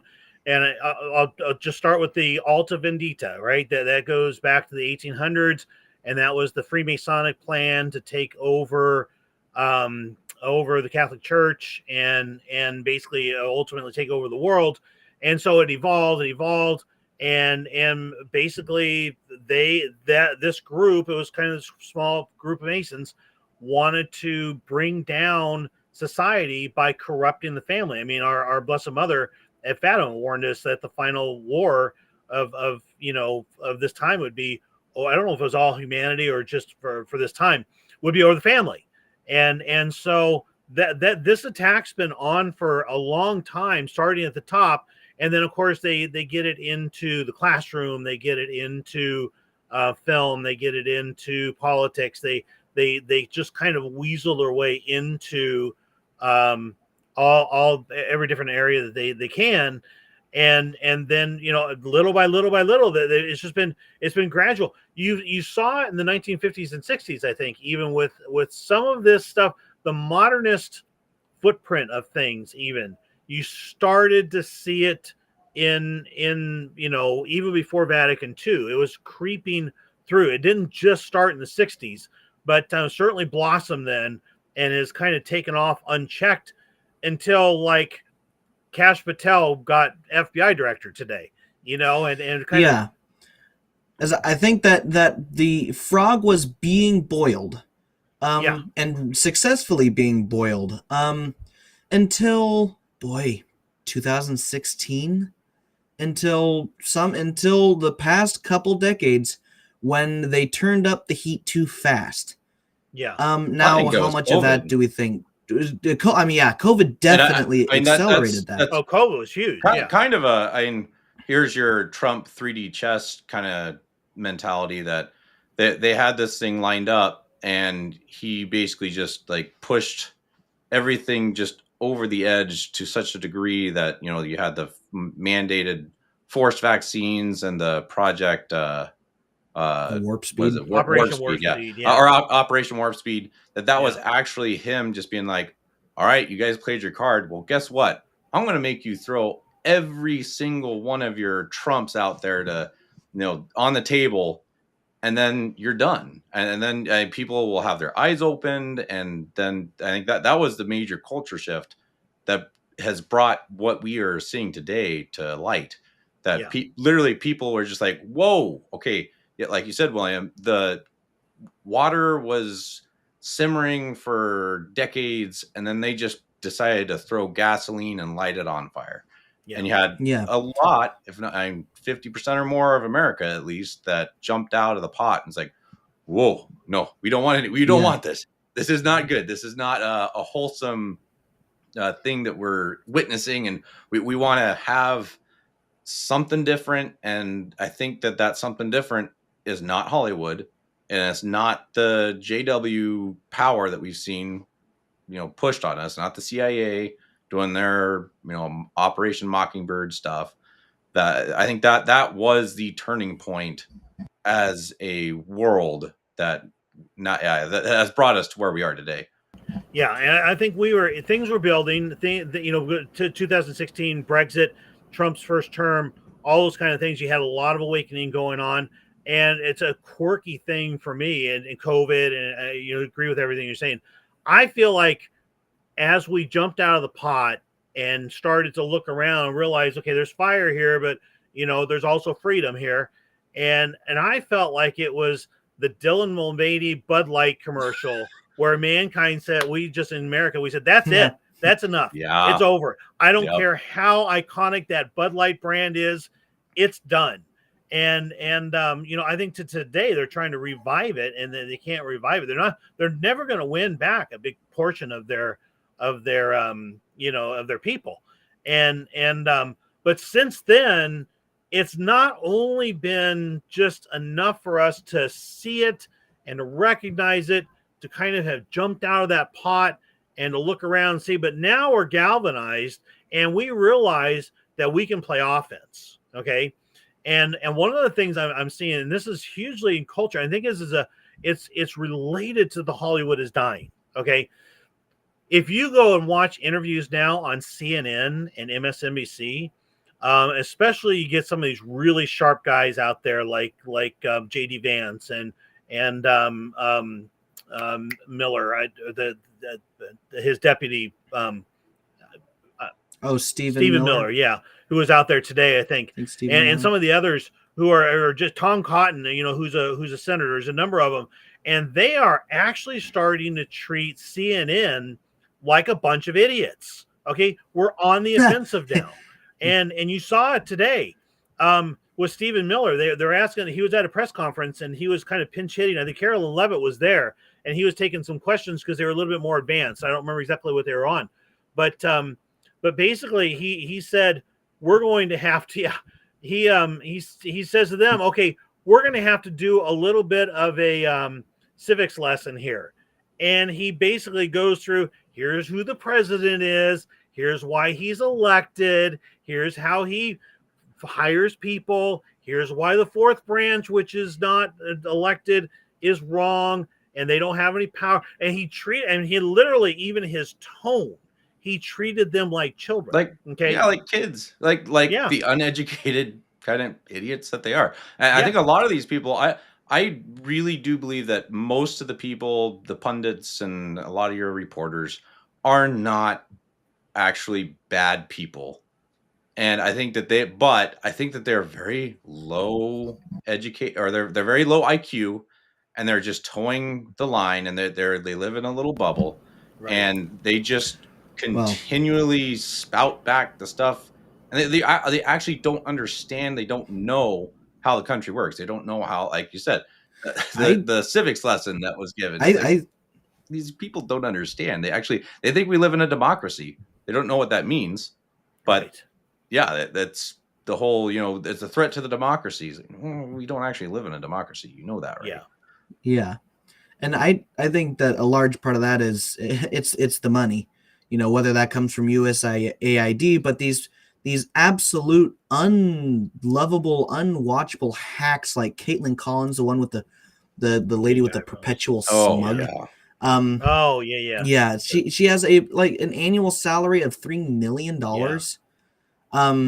And you go back and watch her like 10 years ago, she was pretty much a conservative. And she pretty much just straight up got bought out. It's like, yeah, we will pay you more. We'll give you a nice cushy lifestyle.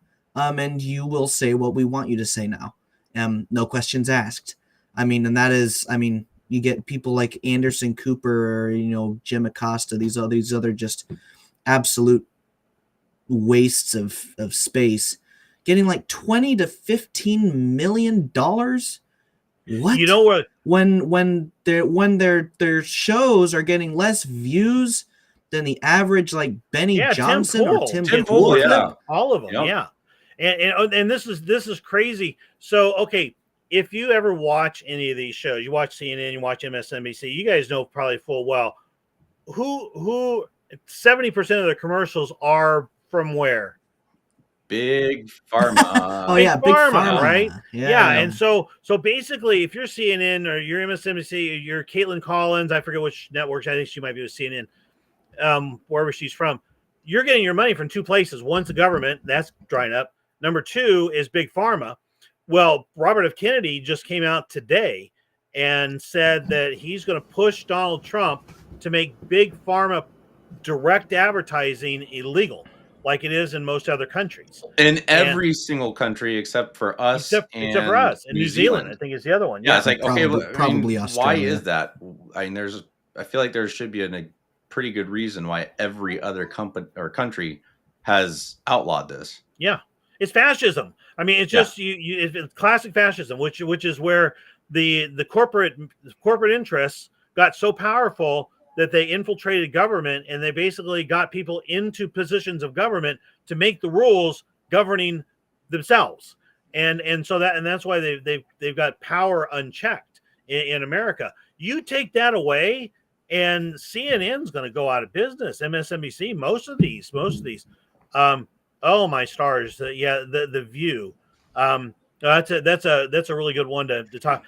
I can tell you. And I don't understand why this is a cultural phenomenon with The View, and how they stay on is a little bit amazing. But I've been to 2 or 3 different places. I had to take my car into a car dealership, and I knew it was going to take about half a day to do it. And I didn't have another ride, so I just took my work computer in and set up shop there and did some remote working. And for like 2 hours, The View was on there. It's like, oh, make it stop. But I've been to another couple of service type places like that. That's, I think, where most of their audience is just in doctors' offices and auto body shops and places like that are just trying to entertain people and figure out, hey, this is what we should show. But yeah, anyone who voluntarily watches The View is a masochist. They have no care for self-preservation. And I can tell you that my last thought on The View here is that there are liberals out there. I think of Jake Uger and the Young Turks, some of the others out there that are just they're liberal. Yeah, there you go. Yeah, they're liberals, but at least they try. Their mental processing is completely polluted, but at least they have some original thoughts. When you talk to Whoopi Goldberg, she's just got some. I mean, she's just an activist who has talking points being handed to her daily, and that's what she's talking about. And she's really not capable beyond that. No, and I think you're gonna see that go away. I think when you lose the public funding, it's just gonna go away because there's so little money in the public's eye, in public view, that like we were saying earlier with Tim Pool. Tim Pool brings in more in a single episode in the afternoon at 7 o'clock, whenever he does this, than The View does in their prime time viewing. Right. And that's like, the CNNs of the world used to be like you'd have like 1.5 million or whatever views at prime viewership. A lot of people. And now it's like 10,000. It's nothing. So I think, like we were saying earlier, you lose USAID, you lose the big pharma, and it's gonna go away. They're done. And they're done. There's no funding. Even and you're already seeing that with. I mean, they some of these big hosts are getting canceled or getting fired because their salaries are too much. So you have CNN. I think they just lost another one of their. Jim Acosta is the last Jim one, Acosta. Jim Acosta. Yeah. Yep, can't afford you. Sorry. Well, I think that's going to go down to them being basically like less than a YouTube channel. Yeah. Well, what I like about Tim Pool, I mean, back to the topic of like Joe Rogan and some of those, Tim Pool and Timcast IRL, he gets some amazing guests on there, but he's got a couple of regulars. Ian's a weirdo. He's like a druggie, I think. But they get a couple of the regulars who are really, really intelligent. What I really like about them is that they'll go in, they'll have a discussion like ours here. And they're not trying to tell you, here's what to think. They're not coming up with talking points. They are actually talking through the issues and just trying to advance thought, and try to push the whole conversation forward. It's not with an agenda. And I think that's what people, the millennials and Gen Z especially, like. I like it. I like that show. We don't watch it every night, but we watch it maybe 2 or 3 times a month. And it's good stuff. Yeah, it's going back to, just authenticity, genuineness, and not giving you 4, giving you 2 + 2. I mean, even not even that much. I mean, they don't go into these conversations having and that's what I mean, you're truly good and you're popular. Excuse me. YouTube channels don't have the answer before they ask the question. And that's something with all of the mainstream media and all of Hollywood. They go into it knowing the answer they want to give you. Right. And then they ask it, and they ask you the question already knowing the answer they're going to give. And it's just totally not authentic, and people want authenticity. That's I don't want to completely side tangent, but that's why I believe AI it's not going to take over, and AI won't become as advanced as a lot of people think it will, or as popular, because it can't recreate true authenticity. All it can do is recreate that which has already been made. It has no originality. AI, artificial intelligence, has no soul, therefore it cannot truly create. It can only recreate and mix and match. And that's why I think you'll have, you can do a lot of things with AI, but it'll never replace people like Tim Pool, or there's a famous story of a YouTuber who I doubt any of you have heard of here, Kwebbelkop. He was a Minecraft gamer back in like the 2010s, but he got really infamous because like 4 or 5 years ago, he changed his entire channel. He made it AI. So he completely took himself out of it. He got an AI copy of himself and did completely 100% artificial videos. And he lost, I think, like 90% of his subscribers and like 90% of his viewership, because it has no soul, it has no authenticity, it has no spark, which everyone craves. I would say that, throwing on the tinfoil hat, that if Satan is going to have any inroads into that sort of technology, that he could, is questionable. I don't know what the church would think on this sort of thing, but basically, the devil possessing an inanimate object, that would be AI. So could AI be actually powered by the devil? So I know Kevin has kind of talked on that as it's not a good thing, and there's a lot of kind of deep, dark places that it could go. But that is truly terrifying if you want to throw into the Terminator type scenario, that the Antichrist is going to come to us through AI, and or a means of his coming is going to be through AI. And this is a far out there sort of thought, a lot of bit of tinfoil, but there is a little bit of legitimacy to that. It is not. It is a man-made creation that is not of God, and that and when if people are going to idolize something like this, and you have such a push towards it, and it is not a God-given thing, it is not of flesh and blood, it does not have God's image, then I don't know. It scares me a little bit. But neither does the internet. I mean, the internet is also a man-made creation. I think of itself, it is neutral because it's a tool. Right.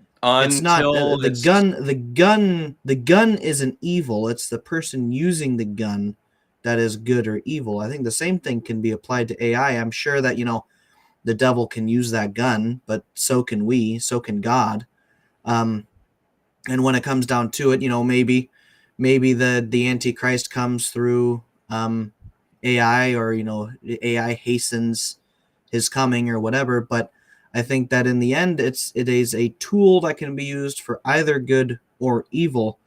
And that's why I don't see it being apocalyptic. It's very pessimistically fascinating to see what can be achieved through AI. But I don't think, I think it is a tool like the internet, that will be used for good and bad. And because we live in a fallen society, you'll end up seeing more bad than good, just like you see more bad than good with Hollywood. Yeah.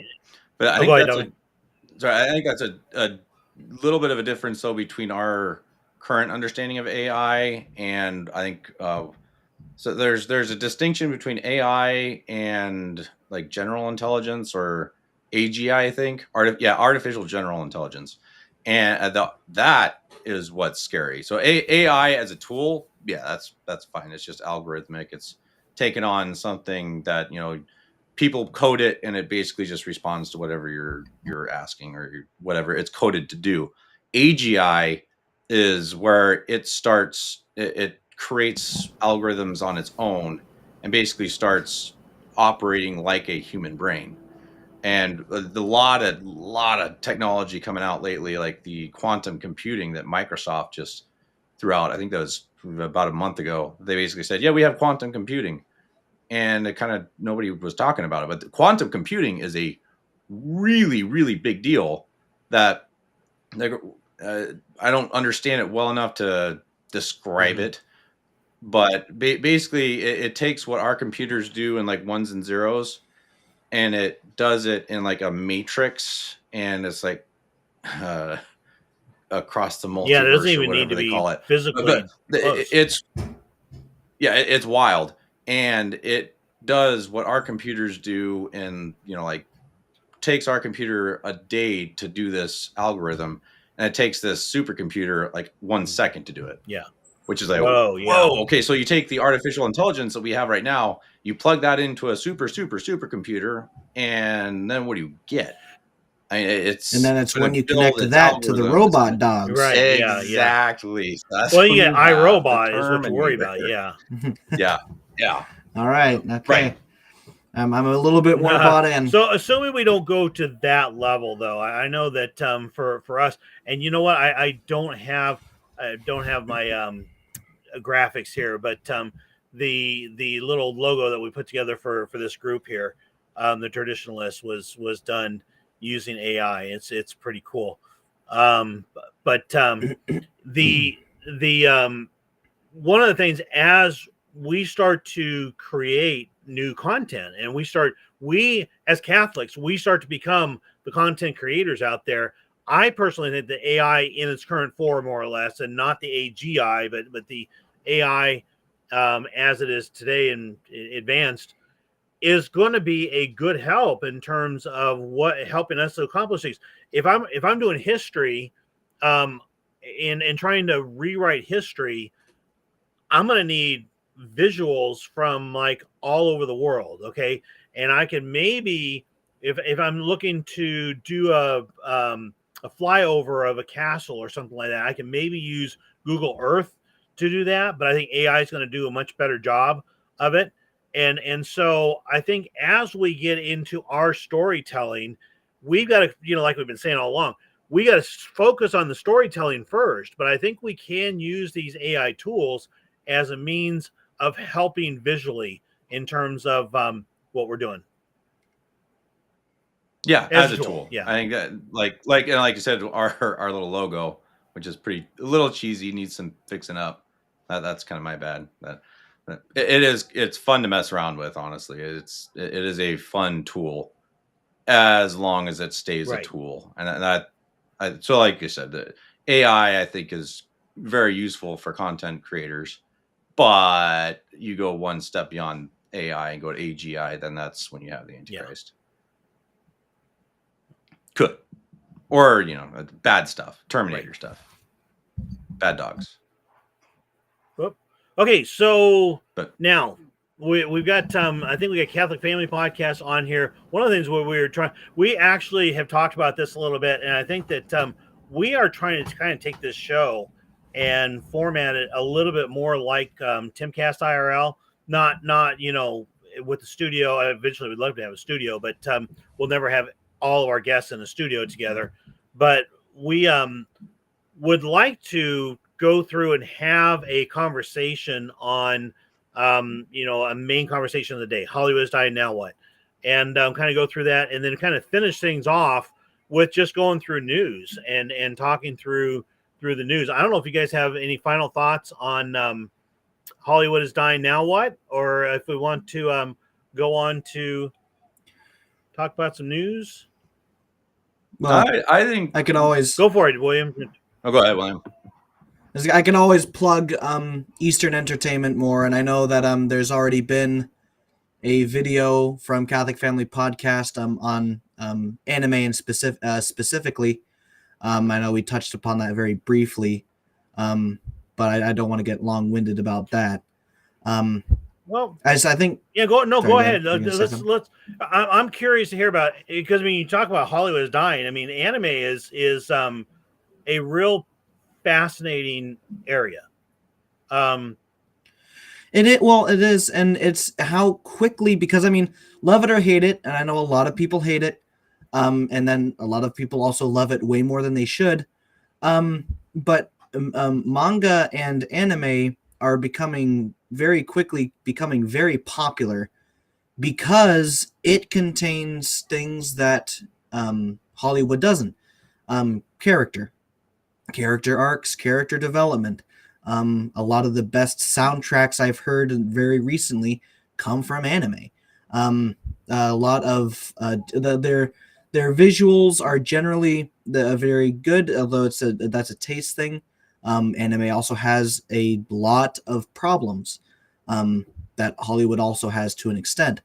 I'm gonna say, yeah, I think that's an overgeneralization that a lot of people take, is that anime is a certain type of something, and anime is just it's a type of it's an art type. It's an art form. So it's like it's a little bit like saying there's pornography, therefore we should never watch movies. It's very much, yeah. Go ahead, Juan. Yeah, and I mean that's why you mentioned Dominic. You mentioned Studio Ghibli. Is that like I would rather watch a Studio Ghibli film than have my selection of any Hollywood film any day of the week and twice on Sundays, because they have messages that resonate. They have good morals, good soundtracks, good art design. A lot of thought and care goes into it. And I think that's something that Hollywood used to have. I mean, look at like the old Cinderella, Sleeping Beauty, or things like that, or Inside Out. It's all other, even things more recently. And the Hollywood still has the capability, but it's just they haven't. They have not delivered what the people wanted, so the people turned to other countries and other hemispheres to find that, and a lot of people have found that in Eastern entertainment. I mean, Netflix has a lot of that, especially like Squid Games or whatever. I haven't seen that, but I know that was really big and popular. But a lot of things like that I don't think they should be condemned, because I think by and large they're better than Hollywood. But I think it's like, why can't we do that? I mean, why can't we do that and not have to look at the subtitles because we can't understand what they're saying? Who's their audience? Are they trying to appeal to a mature audience, to a teenage audience, to children, or all over the board? For anime? Anime is generally for teens up through like 30. And so here's the thing, is that with anime, and the reason that so many Catholics have a big problem with anime is because there are the fanatics, and the fanatics are wacko, absolute degenerates.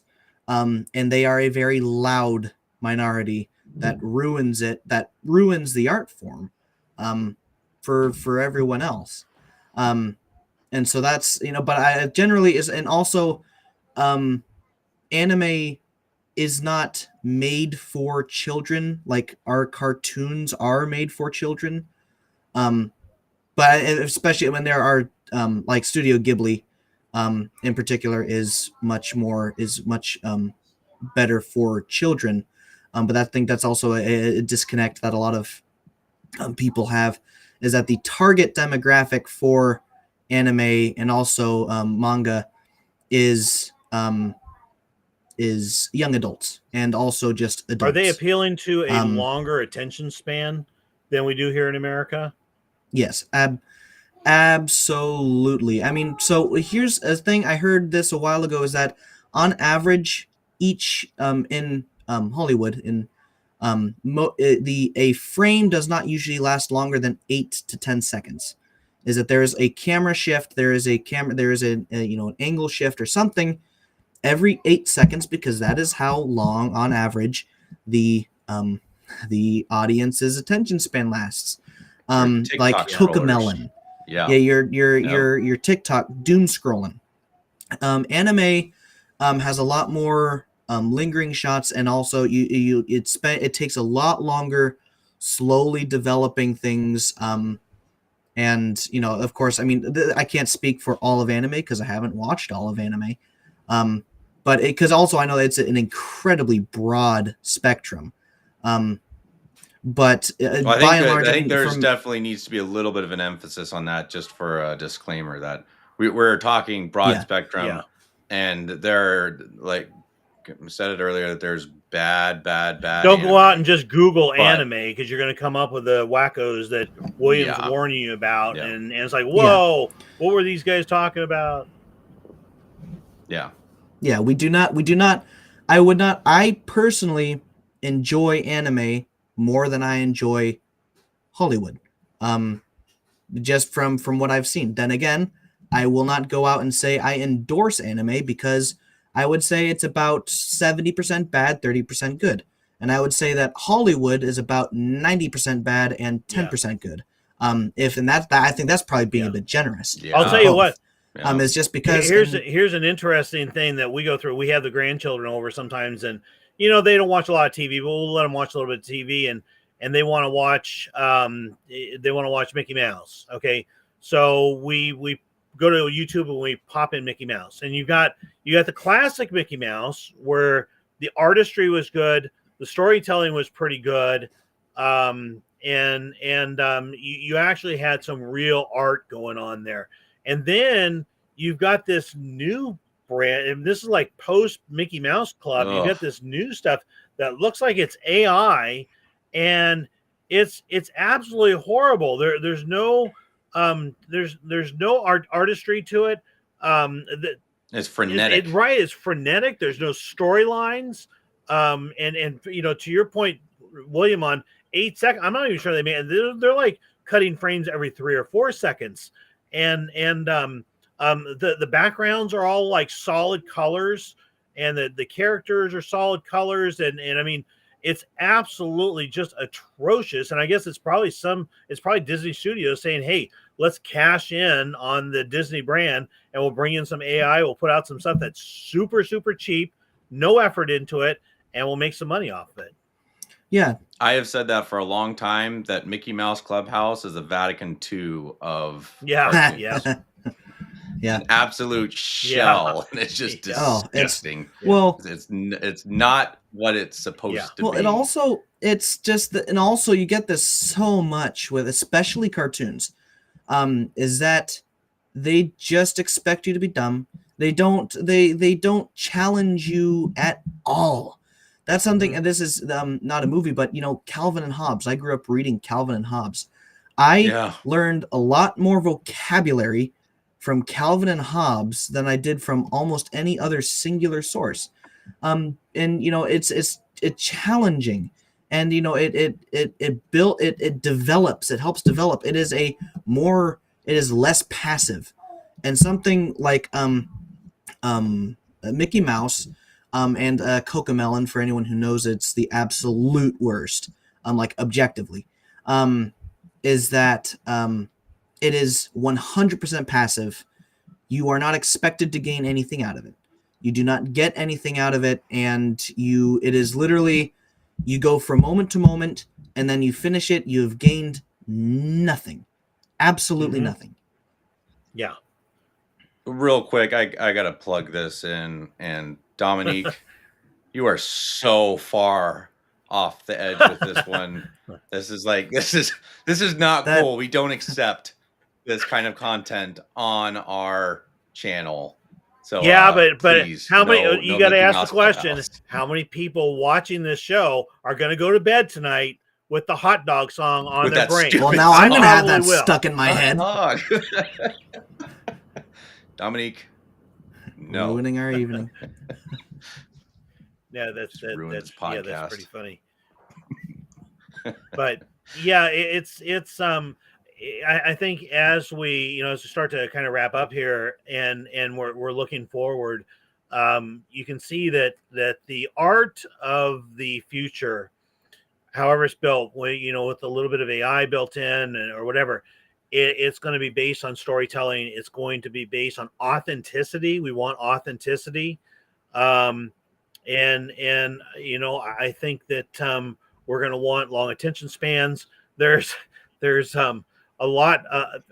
I think that the future's bright, and I do believe, boy, there's so much.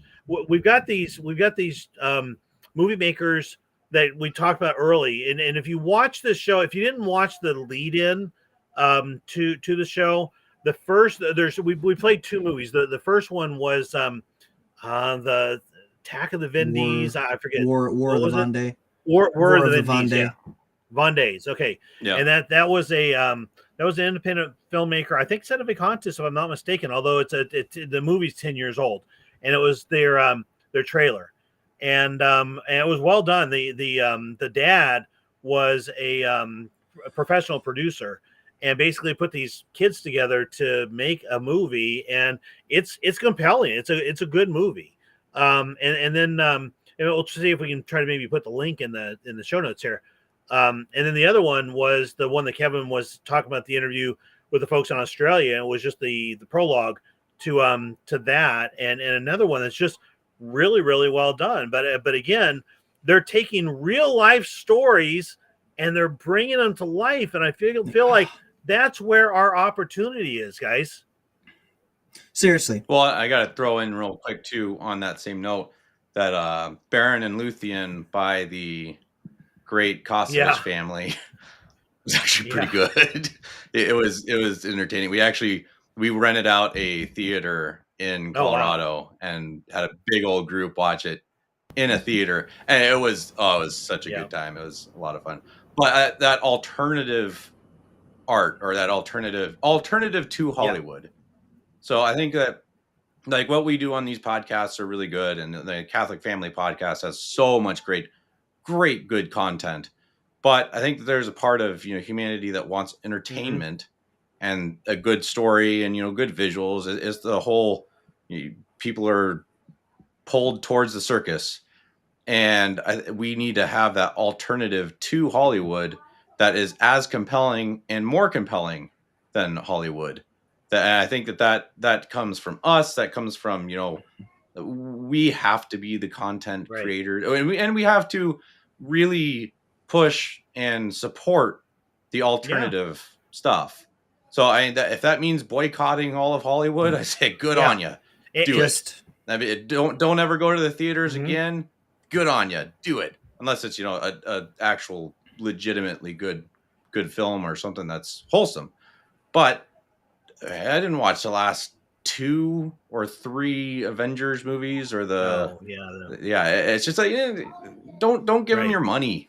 If you're gonna go out and spend $20 on a theater ticket and popcorn, maybe donate that to the Catholic Family Podcast and support those guys over there. And that's that. And I didn't want to turn this into a telethon, but I mean, you got Dominic and Lauren Kageso who run several different things like that, and they're trying to make it on their own as content creators. And you've got Crusader Filmworks here, and you've got a lot of different, and it kind of has a community. We need to figure out, brainstorm, how can I be a help here, right? Do I have a little bit of money I can contribute? Do I have talent I can contribute? Do I have support I can contribute? Can I go out to their sites and watch their trailer and put it on my list on Facebook? What can I do to help push this forward? Because we've got the mother, back to the title of the show, Hollywood is dying. We've got the mother of all opportunities here, and I think we need to do what we can, each of us, to break through. Well, something's going to come out of the ashes. Absolutely. And it has to be us. We have to be the ones that are coming out of the nice fertile ground of California after it's burned. We got the truth. Just imagine what we could do with a modern Hollywood film budget of, say, $100 million and made a movie about Cortez. Yeah. Or a movie about the First Crusade. Oh, you could make the most amazing film, but it's never going to be made in Hollywood. No, but I'll tell you this. I'll bet. I mean, especially with resources like Mel Gibson, and there are probably some other closet scientific contests or closet, traditional Catholics. Barron Trump is not necessarily, he's not a Sede, but I mean, he's seems to be that direction. You got some influential people out there. If you had a script, if you had a proof of concept, if you had some other art that you could fall back on and say, hey, here's what we can do, I'm willing to bet that somebody would pony up the money to support it. Now, are we at that point? No, because we've not done fiction movies, and we don't have a lot of acting talent in our family, I would say, but we're good on screen, but not face for radio. That sort of thing. So we're not like the Von Days, but I think if you could get a group together that says, hey, I got the actors, hey, I got the directors, hey, I got the producer, hey, I got the script writers, hey, I got the historian, and you start to network together, I'll bet we could do it, guys. I mean, I'm not saying that this year or anything, but yeah. I kind of I would predict that you're going through a massive cultural change right now, and lot of stuff going back to just common sense. I don't know if you saw that clip I sent you earlier about J.D. Vance, basically talking about his Catholicism and his, like, he roots everything in his life around, God's laws, and very, very inspiring little spiel he went on. And good grief, you get someone like him elected to the presidency, and that just, you're just gonna have good stuff come from that, and normalizing, normalizing goodness and normalizing virtue. Because right now, you go around and your average, you go to Aurora and Denver public schools, and you go in and you wear a scapular and you pray the rosary, you're going to be looked at as this weird, odd person.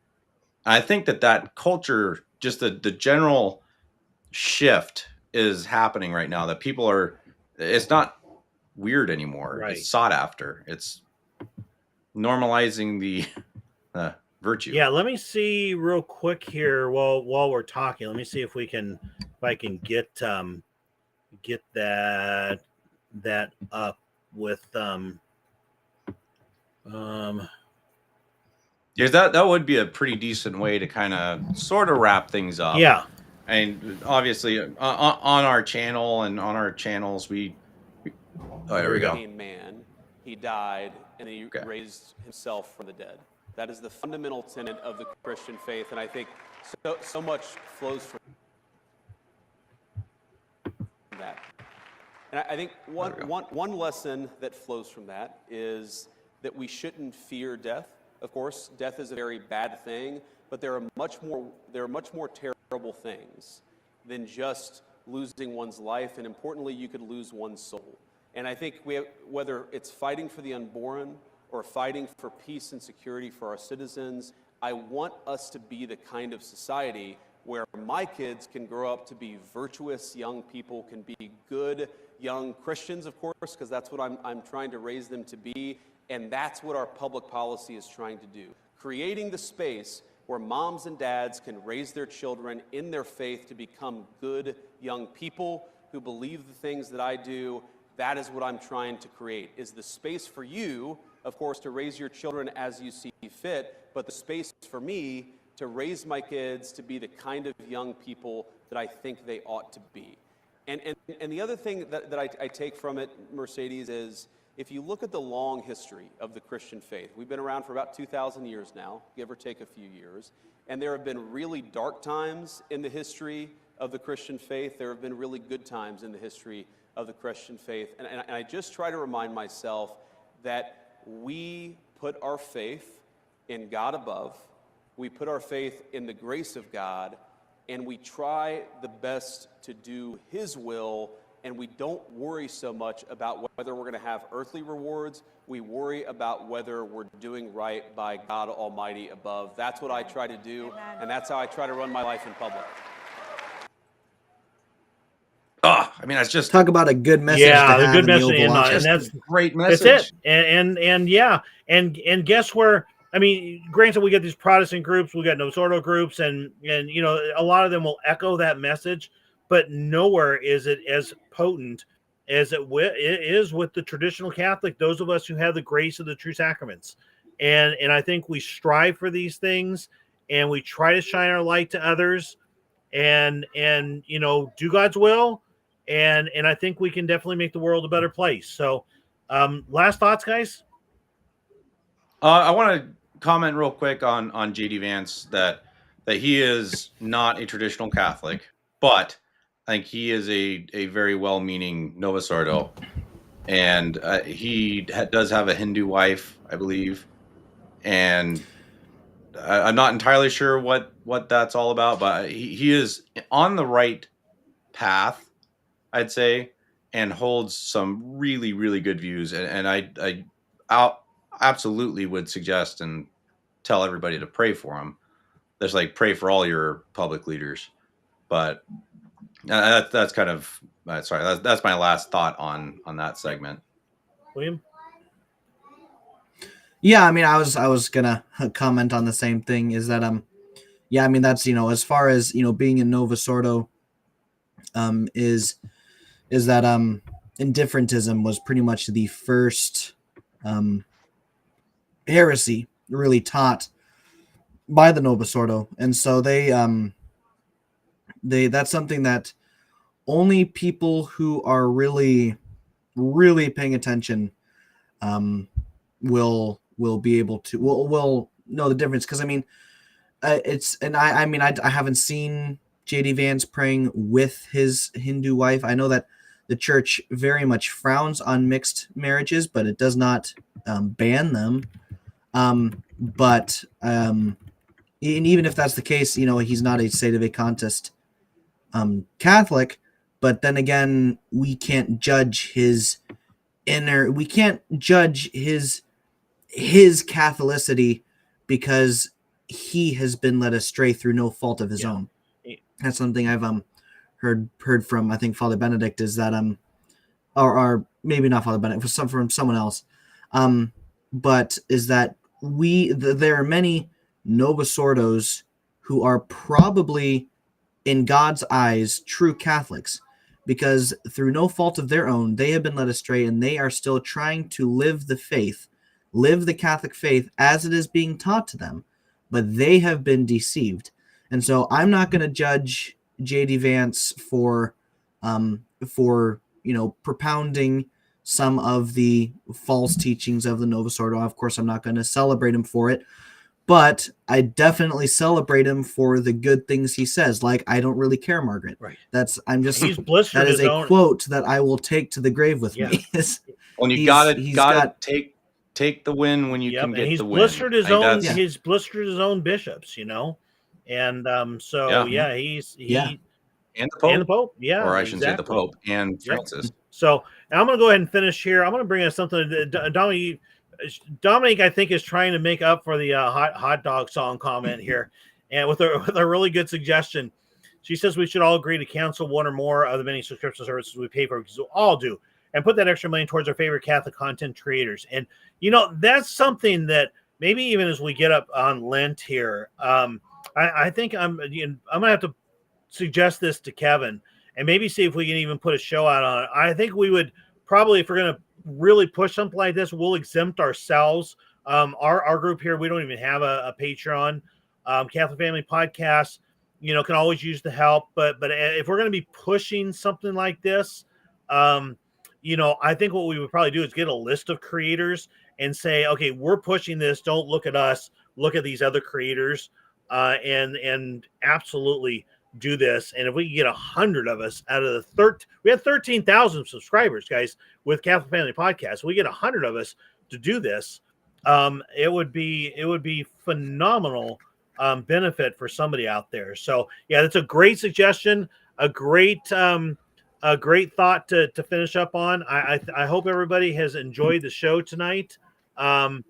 Real quick, I do want to say again, just like I wasn't here last week before. If you're watching, please, you guys have heard it all the time. Like, share, subscribe, the same trope. But if you can throw us especially everyone that's been really active in the chat, after this video is over, if you can go through and even just give us a thumbs up or something, that massively helps. Yeah, we got that last week, and it was really helpful. Yeah. So literally, if you give us a thumbs up, it shows up more in people's feeds, and they can watch and be awed by our wild intellects. But and also on that note, we don't do this for money. This is just for fun and for kind of to reach people, and it's fun. But Catholic Family Podcast does have a lot more content, and they have a lot more needs that are kind of need to be met over there. And so if you are going to do anything, do help the Catholic Family Podcast. Yeah, there's a lot of opportunity over there. If we had the money, we've got people that are willing to help work. There's so much we could do, and even down to Kevin being able to quit his one job that doesn't pay very well, but it helps to keep food on the table, that he really wants to quit and replace it with Catholic Family Podcast. But he's going to need more money than we're bringing in. So yeah, I mean, it's a great thought to finish up on, and just do your little part. Make a comment.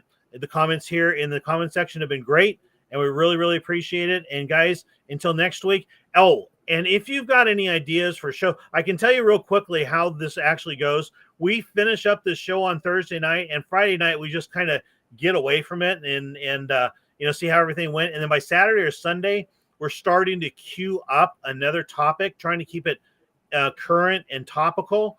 And then Monday, Tuesday, Wednesday, we start doing our research for it and try to kind of build the visuals for it and all that kind of stuff. So if you've got ideas for shows, go ahead and hit them. Try to make it current, topical, and we'd be more than happy. This is the one for this week was actually William's idea, and I think it was a good idea.